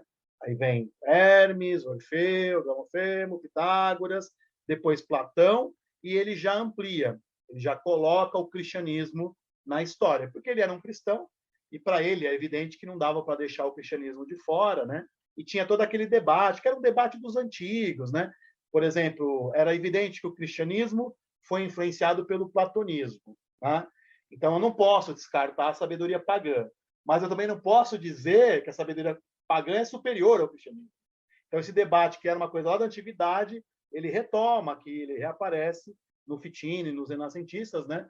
Como conciliar o cristianismo com essas tradições, sem desvalorizar o cristianismo e sem deixar de dizer que, no fundo, o cristianismo é um pouquinho melhor, né? Então, a versão do Ficino da filosofia perene ou da prisca teologia é uma versão mais cristianizada, né? O Platão, né, que a gente falou antes, o cristianismo ele nem coloca, né? Porque ele não gostava nem do cristianismo, muito menos do judaísmo. Aí, o Ficino ele vai continuar elaborando isso, Por que ele coloca Zoroastro como o primeiro? Tem uma discussão entre os especialistas, né, na obra do Fitino. Alguns dizem que Zoroastro porque dava para fazer uma conexão com o próprio cristianismo, por conta daquela história dos magos que visitam o menino Jesus, né? Quem seriam os magos? Os magos seriam sacerdotes do zoroastrismo, né? Então, como os magos visitaram Jesus, já haveria ali uma conexão, em certo sentido, do zoroastrismo com o cristianismo. Então, Fitino coloca o Zoroastro, provavelmente porque, por esse caminho, daria para fazer já uma ligação do zoroastrismo, da tradição persa, com o cristianismo. Provavelmente é por isso que ele deixou Hermes em segundo. Essa é uma hipótese. E aí, numa carta bem posterior, né, uma carta de 489, né, 10 anos antes do Fitino morrer, ele retoma mais uma vez o tema da teologia, e agora eu diria que ele chuta o balde, né? Porque agora ele já coloca um monte de gente, inclusive os árabes, que o Tiago perguntou. Então ele coloca lá, além de todos esses aí, Zoroastro, Hermes, Platão, Pitágoras, ele coloca os neoplatônicos, ele coloca Avicebron, Alfarabi, que era persa, mas era muçulmano, Avicena era espanhol, né? Ibn Rushd, né? E aí coloca medievais como Duns Scoto e coloca o Bessarion. O Bessarion é aquele cara que tinha sido discípulo do Platão, que tinha migrado da Igreja Oriental, virou cardeal romano, e o Fitino conhecia o Bessarion, e ele fala que o Bessarion e o Nicolau de Cusa são expoentes mais contemporâneos dessa linhagem de uma filosofia perene, de uma sabedoria perene, né? Então é bem curioso como o Fitino foi reelaborando essa mesma ideia, né? Claro que ele não foi o único autor desse tema da filosofia perene, ele começa aí no Renascimento, e essa história vai até Blavatsky, René Guénon, continua até hoje ainda, autores, né, que falam sobre teosofia ou filosofia perene, né? Não necessariamente nos mesmos termos que o Fitino, mas há algumas semelhanças, né? Algumas aproximações que a gente pode fazer. No caso do Fitino, como eu falei várias vezes, a versão dele é mais cristianizada, né? O cristianismo tem um papel importante nessa linhagem toda, porque ele era um cristão, né? Não teria como ele ignorar. Vocês gostariam de comentar, perguntar alguma coisa? Eu só fazer um comentário que você vai falando assim, minha cabeça vai explodindo. Eu tenho vontade de fazer tipo um super trunfo com esses nomes para ir seguindo as datas. Eu sou um cara muito visual, né? Aí você vai falando, eu vou imaginando já os cards para você poder colocar, né? Porque às vezes é muita gente. Claro, você é o primeiro convidado, mas assim, inclusive eu te agradecer que você também indicou mais gente para falar desses outros personagens. Então, com certeza, essa palestra, quem está escutando a gente vai ter que escutar outras vezes, porque daqui a pouco a gente vai ter outros convidados que vão falar desses personagens que você citou. E aí depois, a hora que você assiste de novo, vai ter uma outra visão. Olha, eu fico feliz de ouvir isso, é um pouco a ideia mesmo, né, Marcelo? E, cara, eu vou ser sincero, eu não sou um especialista em hermetismo, nem neoplatonismo. Eu li razoavelmente Plotino, Próprio, mas eu tenho colegas assim que conhecem muito mais profundamente esses autores do que eu. Mas o Fitino, ele desafia a nós trabalharmos que ele passa por muita coisa legal. Então, quando você está estudando história do tarô e tal, vai estar um pouquinho mais para frente, mas eles pegam do Pico della Mirandola, de vários outros personagens que estão esbarrando ali. Então, de qualquer jeito, eu tô aqui vendo essa palestra, falando assim, caramba, a gente vai ter que dar um jeito de colocar umas tags assim, porque eu estou pensando assim, daqui, sei lá, 6 meses, a hora que a gente tiver várias palestras desses personagens todos, a galera vai ter, sei lá, 10 horas de coisa e vai ficar um negócio histórico, rebenta a cabeça, de tão maravilhoso, cara. Te agradecer, tá fantástico. Segue que... Então, eu tenho, por exemplo, um colega, o Otávio Vieira Santana, ele estuda mais a questão do hermetismo no Renascimento, né? Mas aí tem que voltar, né? Não tem como, né? Tem que voltar e fazer essa ponte, né? Não é exatamente o meu foco, mas isso tem relação com o Fitino, né? Então, cada um vai achar ali um um veio, né, para poder explorar, porque é muita coisa, muitos autores, é um desafio até fazer uma pesquisa sobre isso, porque te obriga, né, a pelo menos ter uma noção desses autores, né? Sem falar que a própria obra do Fitino, ela também já é bastante extensa, né? Não dá para você trabalhar com todos os livros. Eu estou selecionando mais esses que têm relação com o meu tema, né? O tema da prisca teologia, né? Da teologia antiga. E aí, fazendo essa ponte, né, que você já antecipou, né? Não daria para não falar um pouco, eu não sou um especialista no Giovanni Pico della Mirandola, né? Mas ele tem uma relação muito intensa, uma influência do Fitino, então eu vou falar um pouco dele, né? O Pico della Mirandola, né? Ele é uma figura extraordinária em vários sentidos, né? Primeiro pela erudição que dizem que ele tinha, né? Ele dominava várias línguas, dizem que ele recitava a Ilíada e a Odisseia em grego de trás para frente. Não faço ideia de como ele fazia isso, né? Então, uma figura que virou um sinônimo, né, de uma sabedoria, de uma erudição colossal, de uma memória colossal. E o Pico, ele tem essa influência do Fitino. Ele via, às vezes, o Fitino como uma espécie de um irmão mais velho, quase um professor, né? Eles tinham essa relação. Agora, o Pico ele vai por outro caminho e, em certo sentido, ele também fala de uma prisca teologia de uma forma diferente, que esse é um pouco também um tema. Você viu ali no Facebook a professora Ana Pádua, né? Ele está publicando um livro. Quem sabe você convida ela, se não convidou ainda, para vir bater um papo com vocês, né? O Pico ele vai para o caminho da Cabala, tá? Então ele teve como mestre, né? Um dos mestres dele foi um rabino, que era o Johann Alemano, né? Que era versado tanto no platonismo quanto na Kabbalah. Existia também um platonismo judaico, assim como você tinha um platonismo árabe, né? Platonismo persa, o Soravadi, você tinha um platonismo judaico, que isso é uma coisa que remonta lá ao Filo de Alexandria, né? Que é praticamente o primeiro filósofo judeu, que inclusive vai fazer a síntese de Platão com o judaísmo, que é importante para o cristianismo depois. E o Johann Alemano, ele era versado em Cabala, ele era versado na filosofia platônica, e o Johann Alemano ele era interessado por esses temas esotéricos, né? O Pico ele tem obras sobre a questão, né, do humanismo, que vão marcar o Renascimento, né, o discurso dele, a Oração sobre a Dignidade do Homem, é talvez o texto filosófico mais conhecido, né, do Renascimento, que inaugura essa coisa do humanismo, né? Ele coloca lá, como é que é? Acho que é o Asclepio que fala, né? Não existe milagre maior do que o homem, no discurso sobre a dignidade.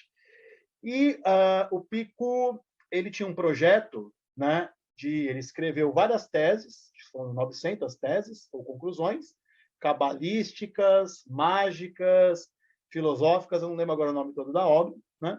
E o projeto dele era defender essas teses para o Papa, né? Fazer um debate na frente do Papa, né?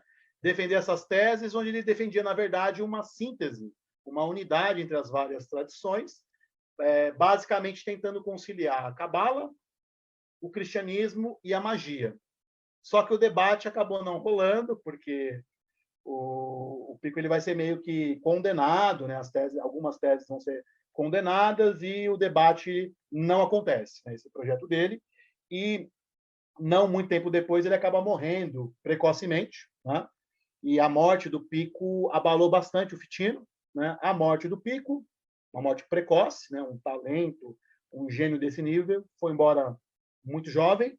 E também os Médici começam a perder poder em Florença e o cenário político começa a mudar nos últimos anos de vida do Fitino e tudo isso vai abalar bastante ele, né? Então, basicamente, esse era o projeto do Pico, por outro caminho, usando mais a tradição judaica, Kabbalah, tentando fazer uma síntese disso com magia e cristianismo. Ele também tem uma espécie de prisca teologia, de filosofia perene, né? Então, essa coisa de buscar uma unidade, uma síntese das tradições, estava na ordem do dia entre os renascentistas, né?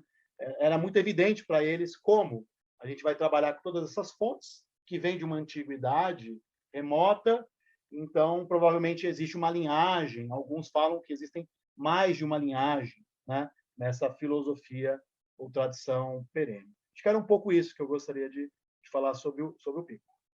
Eu deixo vocês muito por cima, né? Vocês querem perguntar mais alguma coisa ou complementar o que eu falei? E o Pico della Mirandola ele vai influenciar diretamente na criação do tarô. Parece que tem um debate enorme lá na academia, porque eles não conseguem provar essa conexão. Mas ele frequentava a mesma vila, o mesmo castelo, se eu não me engano, ele era parente até do... agora vai me fugir o nome do cara que escreveu os poemas do tarô. É com B o nome do cara. Vê se você lembra. Petarco. Tá, ele faz os 78 Francesco poemas. Petarco, não é? Ele faz os 78 poemas cabalísticos que aí definem os arcanos maiores e menores. Petrarca. Isso vem diretamente do Mirandola.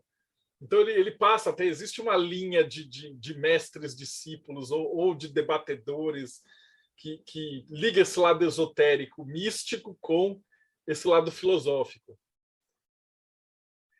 E depois do Pico, a gente vai ter outros autores cristãos que vão tentar se apropriar, né, da Kabbalah, fazer uma versão cristianizada, todo, né, o Rosenroth, né, todos esses, até se for lá no século XVIII, Oettinger, né, que é uma espécie de discípulo. O Jacob Boehme tem ainda essa questão de unir, né, Kabbalah com o cristianismo. O próprio Jacob Boehme também provavelmente conheceu alguma coisa de Kabbalah e tem uma história, né, que um rabino, né, o Oettinger, ele é posterior, né, ele chegou para um rabino e falou: eu sou cristão, mas se você quiser me ensinar Kabbalah, eu me converto, eu viro judeu, né? Aí o rabino olhou para ele, essa história é contada pelo Gerson Scholem, né? Se você quiser aprender Kabbalah, você não precisa virar judeu. Estuda a obra de Jacob Boehme, é a mesma coisa. Então, para a gente ver, né, como existem também essas convergências, né? E que começa, isso é típico do Renascimento, né? Todo esse contato. Lembrei do nome do cara, Mateu Maria Boiardo. Não sabia dessa história, dessa conexão aí do Pico com o tarô. Interessante, Marcelo. Ele é primo do Pico e ele faz um poema de 78 versos da Cabala cristã. E aí isso entra diretamente. Quer dizer, você não consegue academicamente linkar esses caras, mas você tem um antes e um depois do Boiardo, que aí definem que são 78 cartas de tarô. E aí, a partir daí, eles começam a seguir esse padrão. E os tarôs que tem de antes do Piccolo, antes do Boiardo, eles são variados, eles não têm 78 cartas, eles têm diversas variações dependendo da região onde você estava. Então, com certeza, alguma coisa aconteceu aí e faltam os documentos. Falta alguém mergulhar nos arquivos para achar isso daí. As chamadas lacunas explicativas, né? O Petrarca, acho que ele era de 1300 e alguma coisa, não é, Marcelo? Ou Bárbara, vocês comentaram, não sei, não lembro exatamente. Acho que o Petrarca é anterior, né? Anterior, né? Isso que eu estava pensando aqui. Está mais perto do período de Dante, né?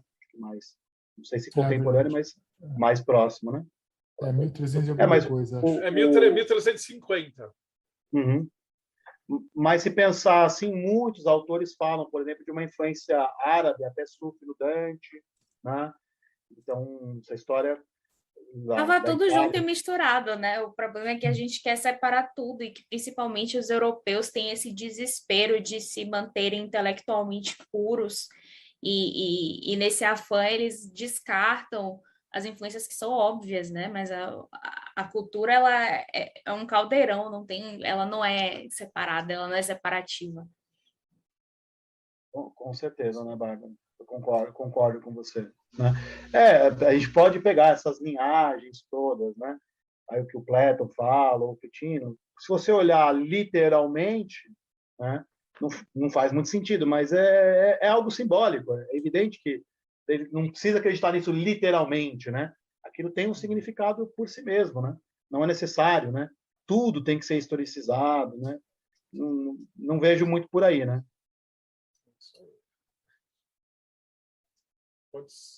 Pode seguir. Bom, o que eu queria expor sobre o Fitino e o pessoal era mais essa parte mesmo, assim, eu fiz um resuminho aí de cada um, né, e jogar aqui para vocês, sem a pretensão de aprofundar, né, mas mostrar um pouco, né, como todas essas correntes estavam circulando ali no Renascimento e como tudo isso ainda, né, nos influencia de certa forma, já que ainda se discute, né, uma filosofia perene, etc., uma tradição primordial, né, de alguma forma isso vem do Renascimento, né? E aí, se vocês me permitirem, eu queria aqui no finalzinho fazer uns merchans aqui de algumas coisas.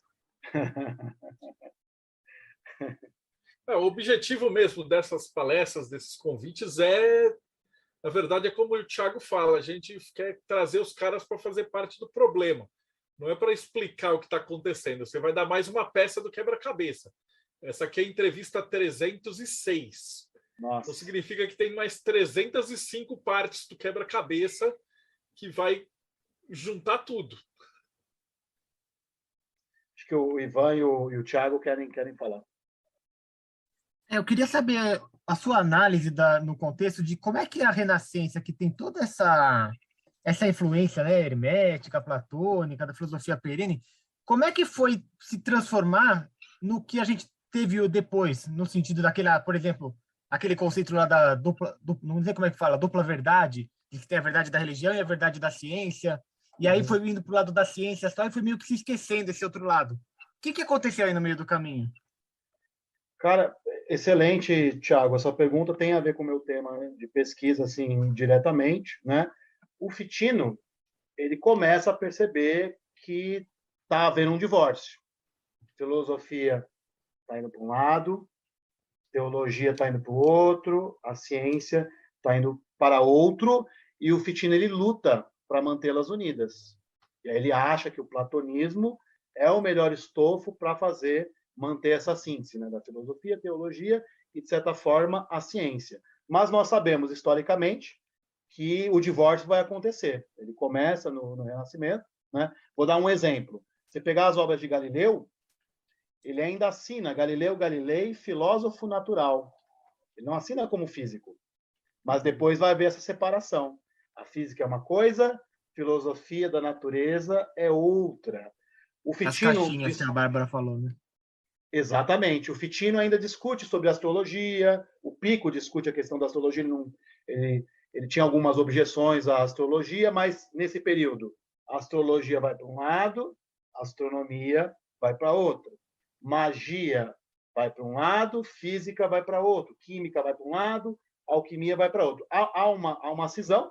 Claro que essa cisão, aí fazendo uma análise mais dos historiadores da ciência mesmo, né? O Alexandre Poiré, todos esses caras, existem alguns ganhos, né? A ciência, nesse momento, ela institui uma metodologia empírica, né?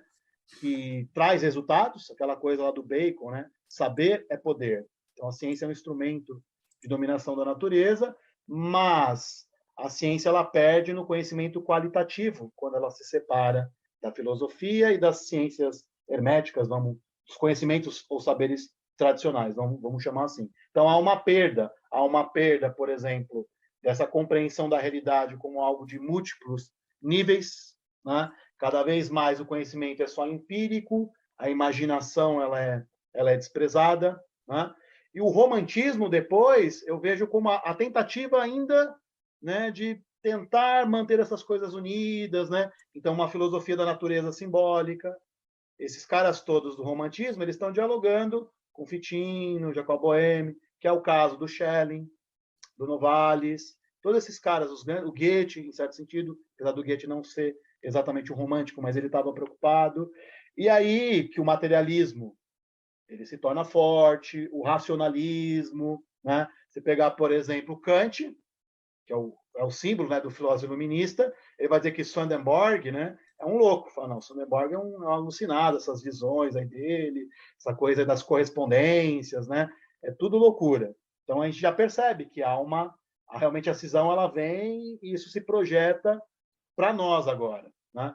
Aí, como eu disse lá no começo, eu também acredito, já dou a palavra para o Ivan, né? Eu também acredito que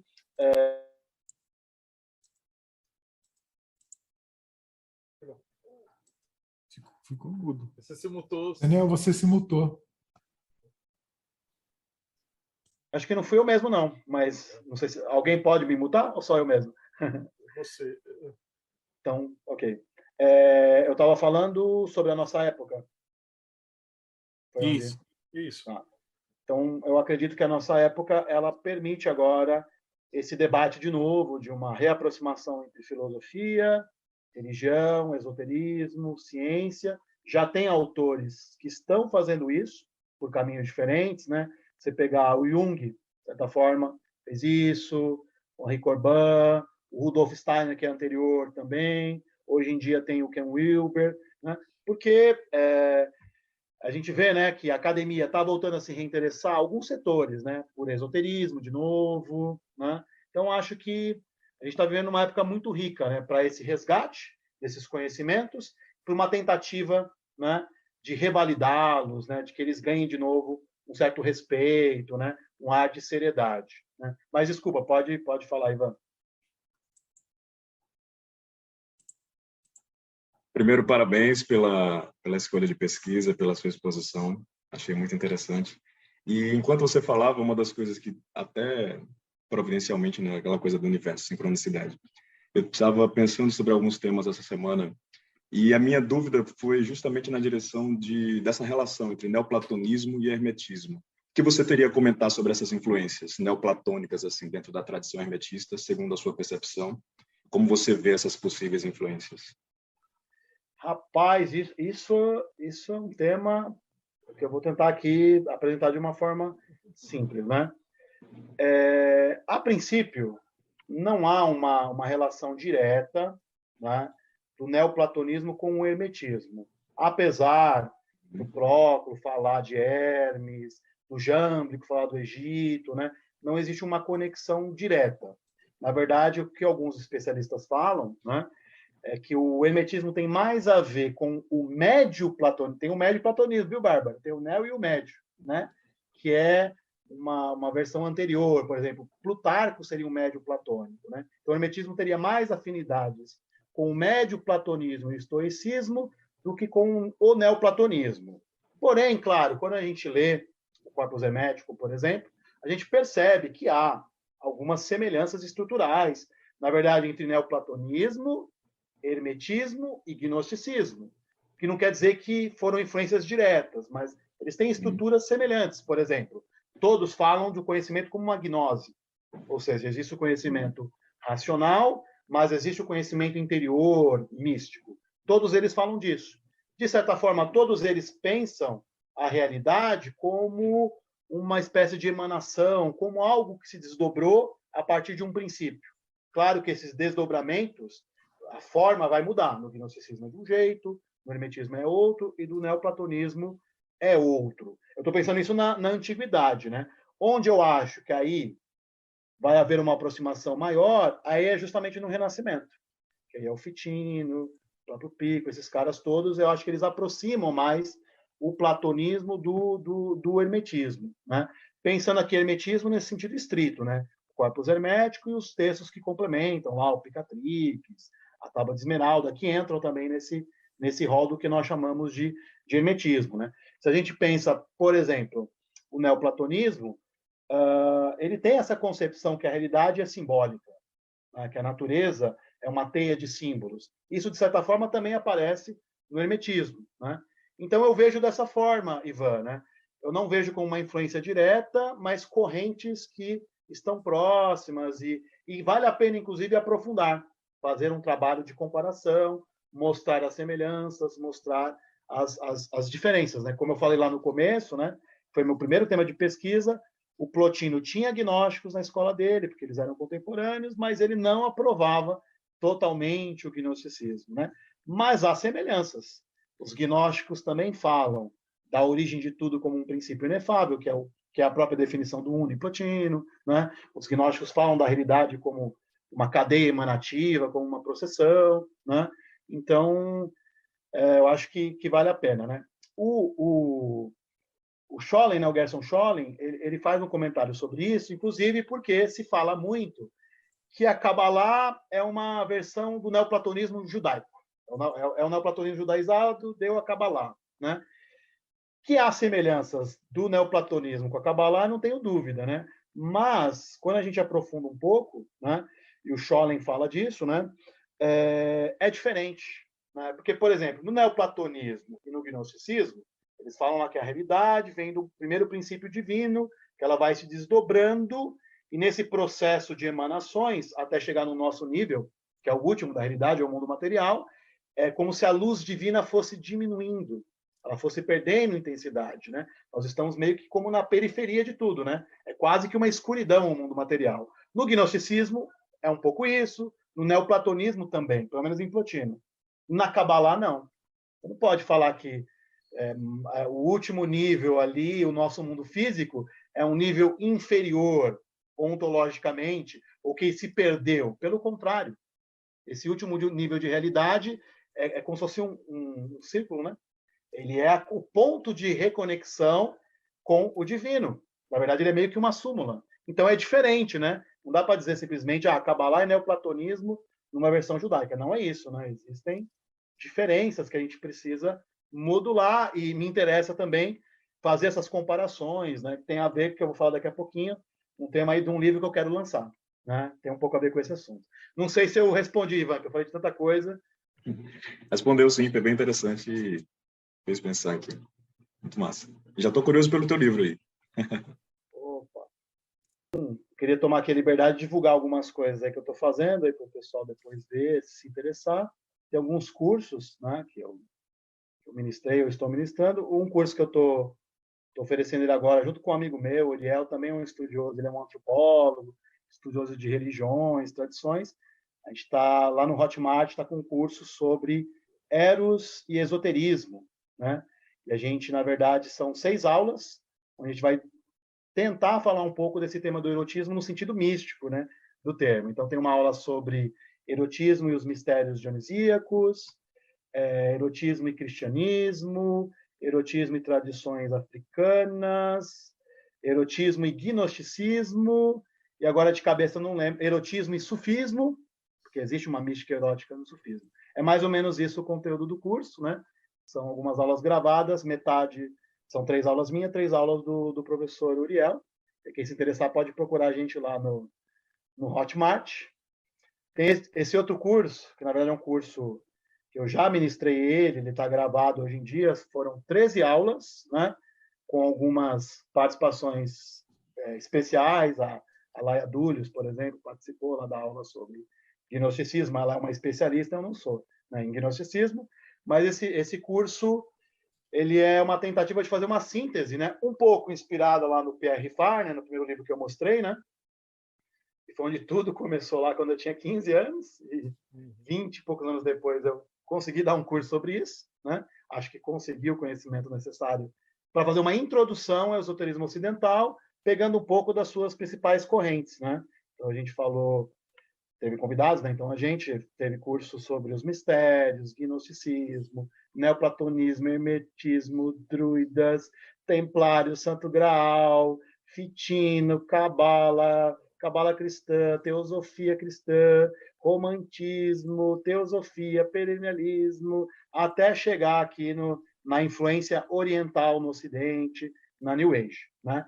Esse tipo de curso na Europa, eu sei que já existe, tem autores que já fizeram isso, alguns pesquisadores portugueses, italianos, até porque é o caminho meio óbvio, né? Se traçar uma linha histórica, é o caminho mais fácil, talvez, de se fazer. É um curso para iniciantes, pessoas que estão começando a estudar o esoterismo, tem bibliografia, tem PDFs disponibilizados, tal. E, como eu tinha dito para o Marcelo, né, vocês aí do projeto, agradecendo o convite e a boa vontade de vocês, eu vou disponibilizar para vocês depois o curso, se vocês quiserem assistir, se interessar, gratuitamente, tá? Então, façam, se quiser passar para outras pessoas, só não coloca no YouTube, porque eu ainda quero um dia editar bonitinho e fazer um outro formato, mas... O que eu quero te perguntar é o seguinte, porque você colocou que as aulas são 14/4, mas como isso vai para o YouTube, o cara pode estar assistindo daqui um ano. Não, então, ele vai ficar gravado, né? Esse cronograma, Marcelo, já foi, na verdade. Foi do outro ano. Isso.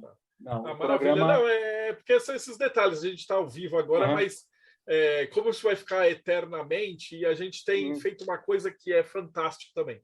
Imagina que a gente já tem 300 palestras. Só que no blog, lá no Morte Súbita, no Enochiano e tal, a galera vai jogando essas palestras numa ordem meio aleatória. porque o pessoal descobriu que, às vezes, tipo, eu assisto essa palestra e, de repente, eu vejo uma palestra de um outro professor sobre enteógenos, e aí o cara assiste as duas no mesmo dia e junta na cabeça da pessoa, e você faz umas conexões que você, às vezes, não esperava, cara, porque a gente está juntando tanto especialista, falando de tanta parte do quebra-cabeça, que, às vezes, duas palestras que parecem que não tem nada a ver uma com a outra, explode a cabeça. Então, várias pessoas vêm e comentam isso, né? E como a gente está jogando, então isso vai para o YouTube, vai para o Vimeo, depois ele vai para o Spotify, aí vai para a Apple, vai para um monte de coisa, e depois vai para os blogs. Então isso vai ficar circulando e misturando com as outras, né? Então é legal de colocar que se você está assistindo isso agora, vai ter o link aqui embaixo na descrição e esse curso está valendo. Ok. Ótimo, ótimo. Então, e aí, como eu disse, Marcelo, eu vou depois presentear vocês, aí vocês vejam o que façam, né? Se vai ser útil ou não, ou para passar para outras pessoas, né? Então, vem aquele jovenzinho com o livro do Paulo Coelho, fala, não, faz esse curso aqui que para aprofundar um pouquinho mais, tá? Sem desmerecendo o Paulo Coelho, nada disso, né? Mas muita gente começou, né, pelo Paulo Coelho a se interessar por esses assuntos, né, magia, etc. Passando aqui, esse é o livro que eu quero lançar, né? Que eu dei que é o nome do meu blog também, né? Teosofia Perennes, né? Eu sei que esse termo teosofia ele está bastante gasto, é bastante polêmico, ou filosofia perene também são termos que muitos autores falaram disso e não necessariamente estão dizendo a mesma coisa, mas eu escolhi o tema, né? Eu falei que, né? E no livro eu justifico a escolha desse termo, o que eu quero dizer com isso, né?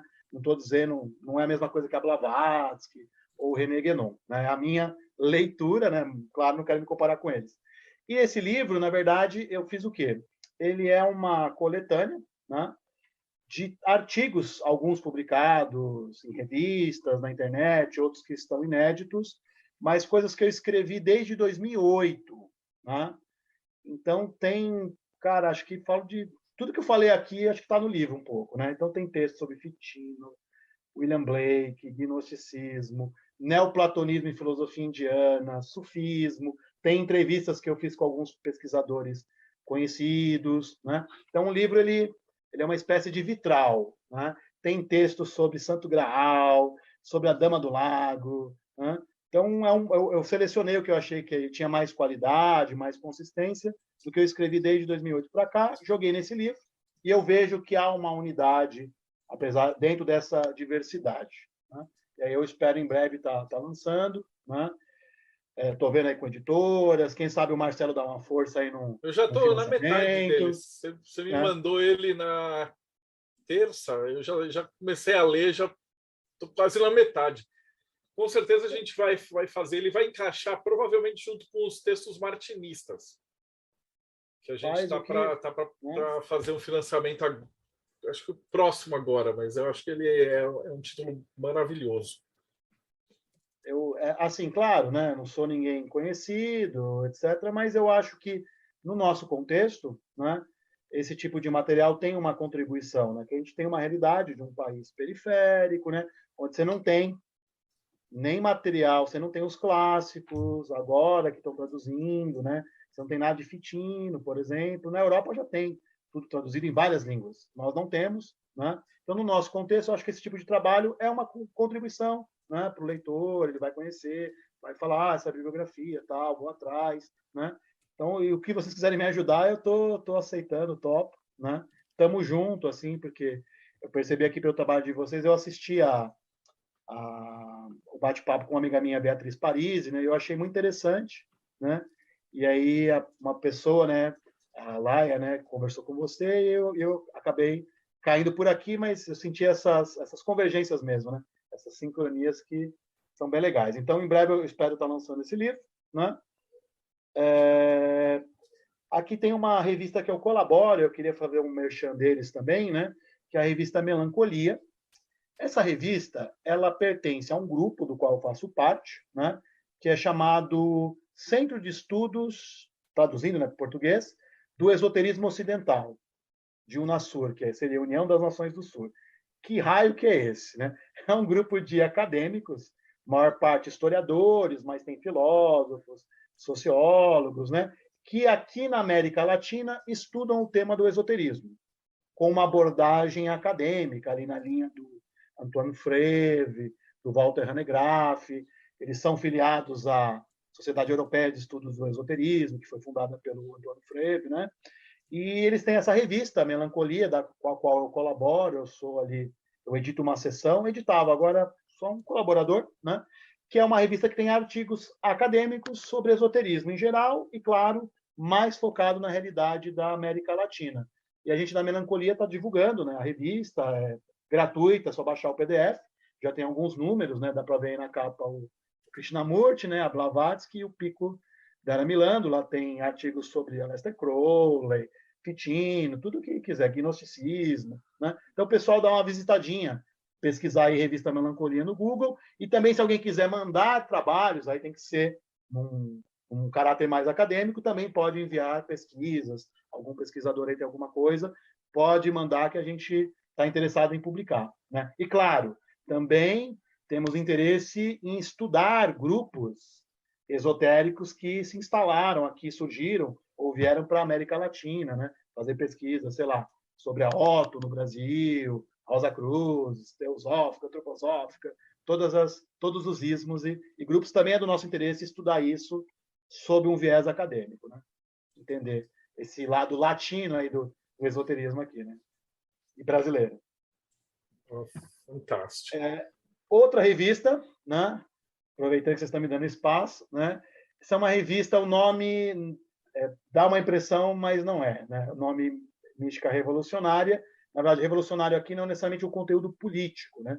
É um conteúdo mais amplo, né? Então, por exemplo, eu juntei uns amigos que são acadêmicos, pesquisadores, alguns são bem conhecidos aqui no Brasil, gente que estuda budismo, filosofia indiana, hermetismo, e a gente está publicando também alguns artigos mais curtos, né? Não é uma revista acadêmica exatamente, mas são artigos de ótima qualidade, né? Eu, por exemplo, escrevi ali sobre William Blake, escrevi sobre antroposofia, escrevi sobre Ramana Maharishi, né? Tem gente que escreveu sobre Aleister Crowley, outros falam, a Bia, né, escreveu um artigo sobre Crowley, e Fernando Pessoa e o satanismo, tem de tudo, né? Então, essa é uma revista que eu sou um dos editores, né? Revolucionário no sentido de uma coisa mais não conservadora, assim, no sentido de uma libertário, né, eu diria, no sentido mais moral, sabe? Para contrapor aquela coisa daquela religião moralista, né, tradicional, não pode, não faz, né, vai para o inferno. É mais nesse sentido aí o revolucionário. E, por último, né, tem uma outra revista que eu colaboro, né, você vê que eu não faço mais nada da vida, né, chama Al-Hakim, né, que é uma revista sobre sufismo e cultura islâmica, né? Ela já está no segundo número, e no Brasil também o Islã não é uma coisa muito conhecida, nem o sufismo, tem pouco material, ou que tem não é de qualidade, né?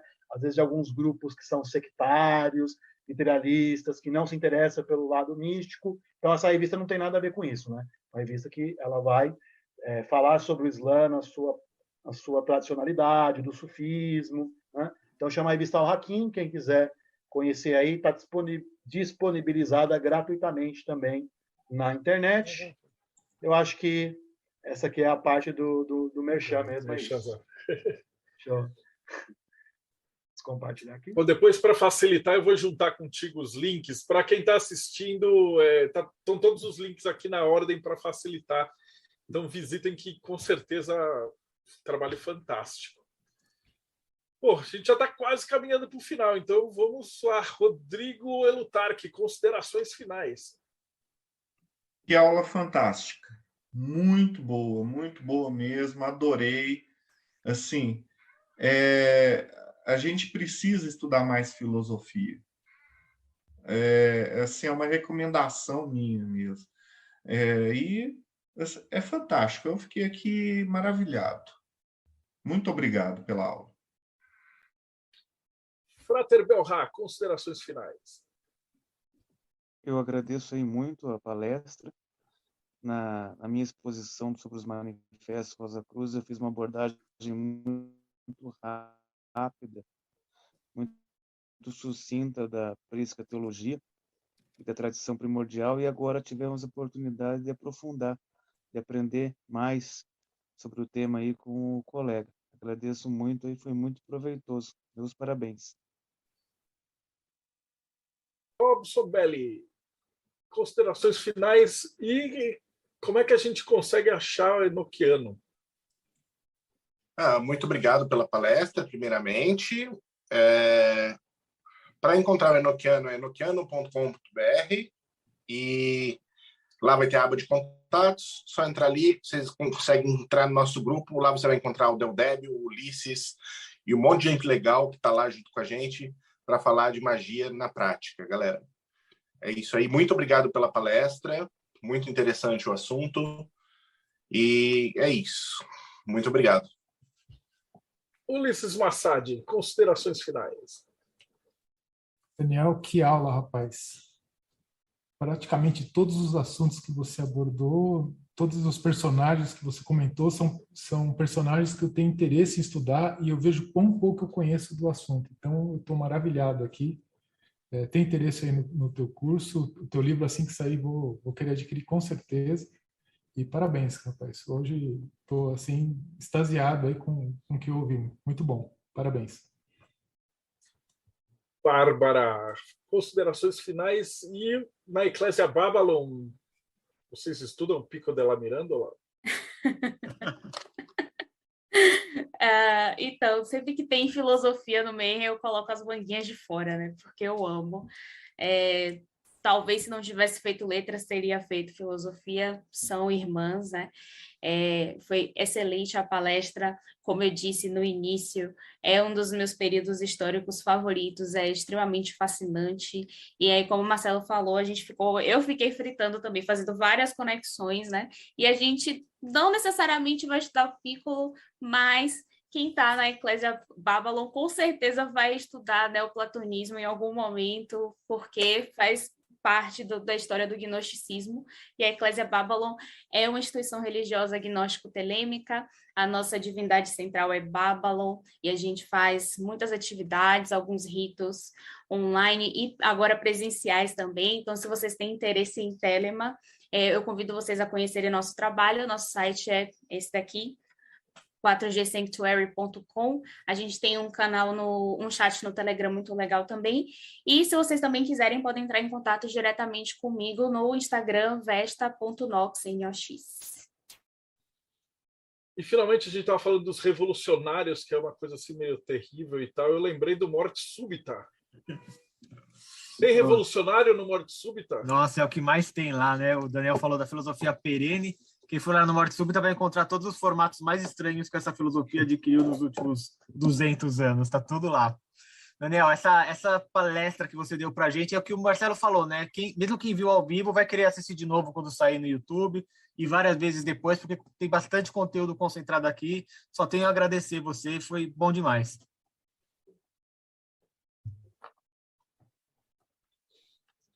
Daniel, cadê o... Agora eu passei todo mundo. Daniel, não, faltou falar do Projeto Mayhem. O que é o Projeto Mayhem?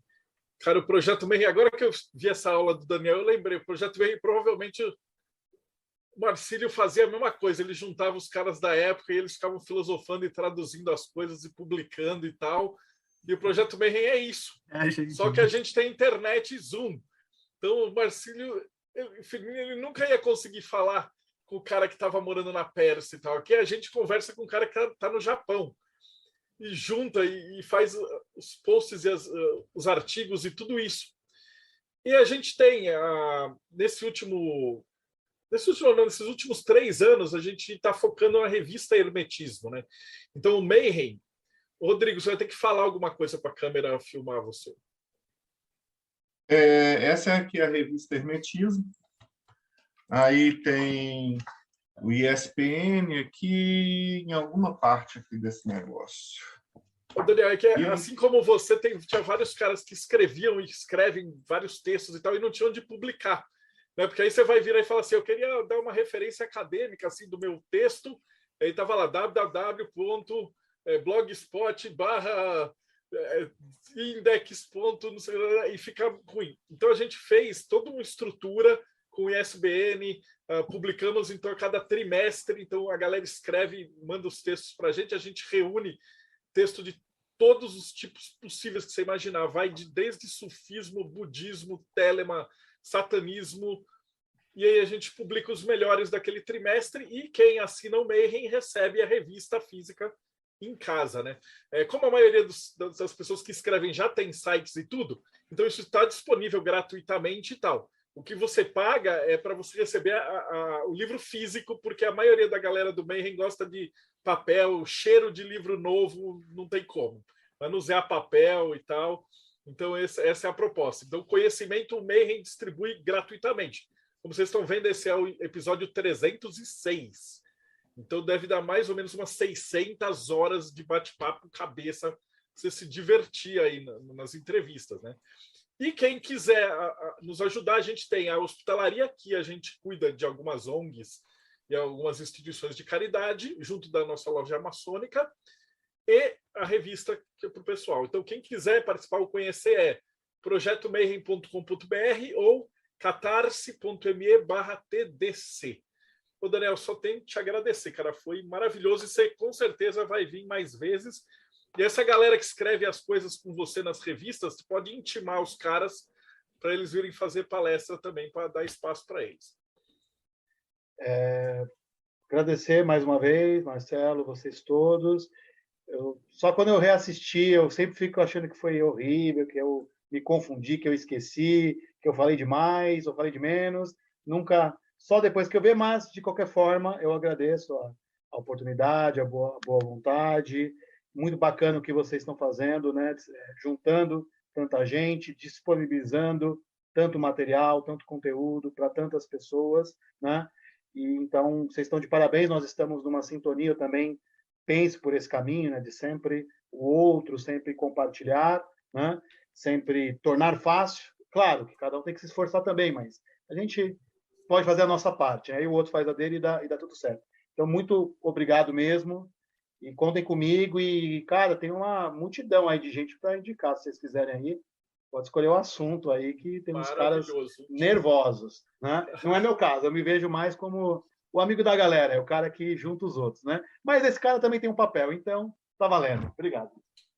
Fantástico. E também agradecendo vocês que assistiram a gente até agora. Então, não esquece, segue o canal. A gente passou 20 mil visitantes do YouTube inscritos essa semana. Eu até esqueci de avisar para comemorar. Então, vamos agora à próxima etapa, 50 mil. Aê. Com a ajuda de vocês vai dar certo. Segue o canal, toca o sininho e a gente se vê aí no próximo Bate-Papo Mayhem.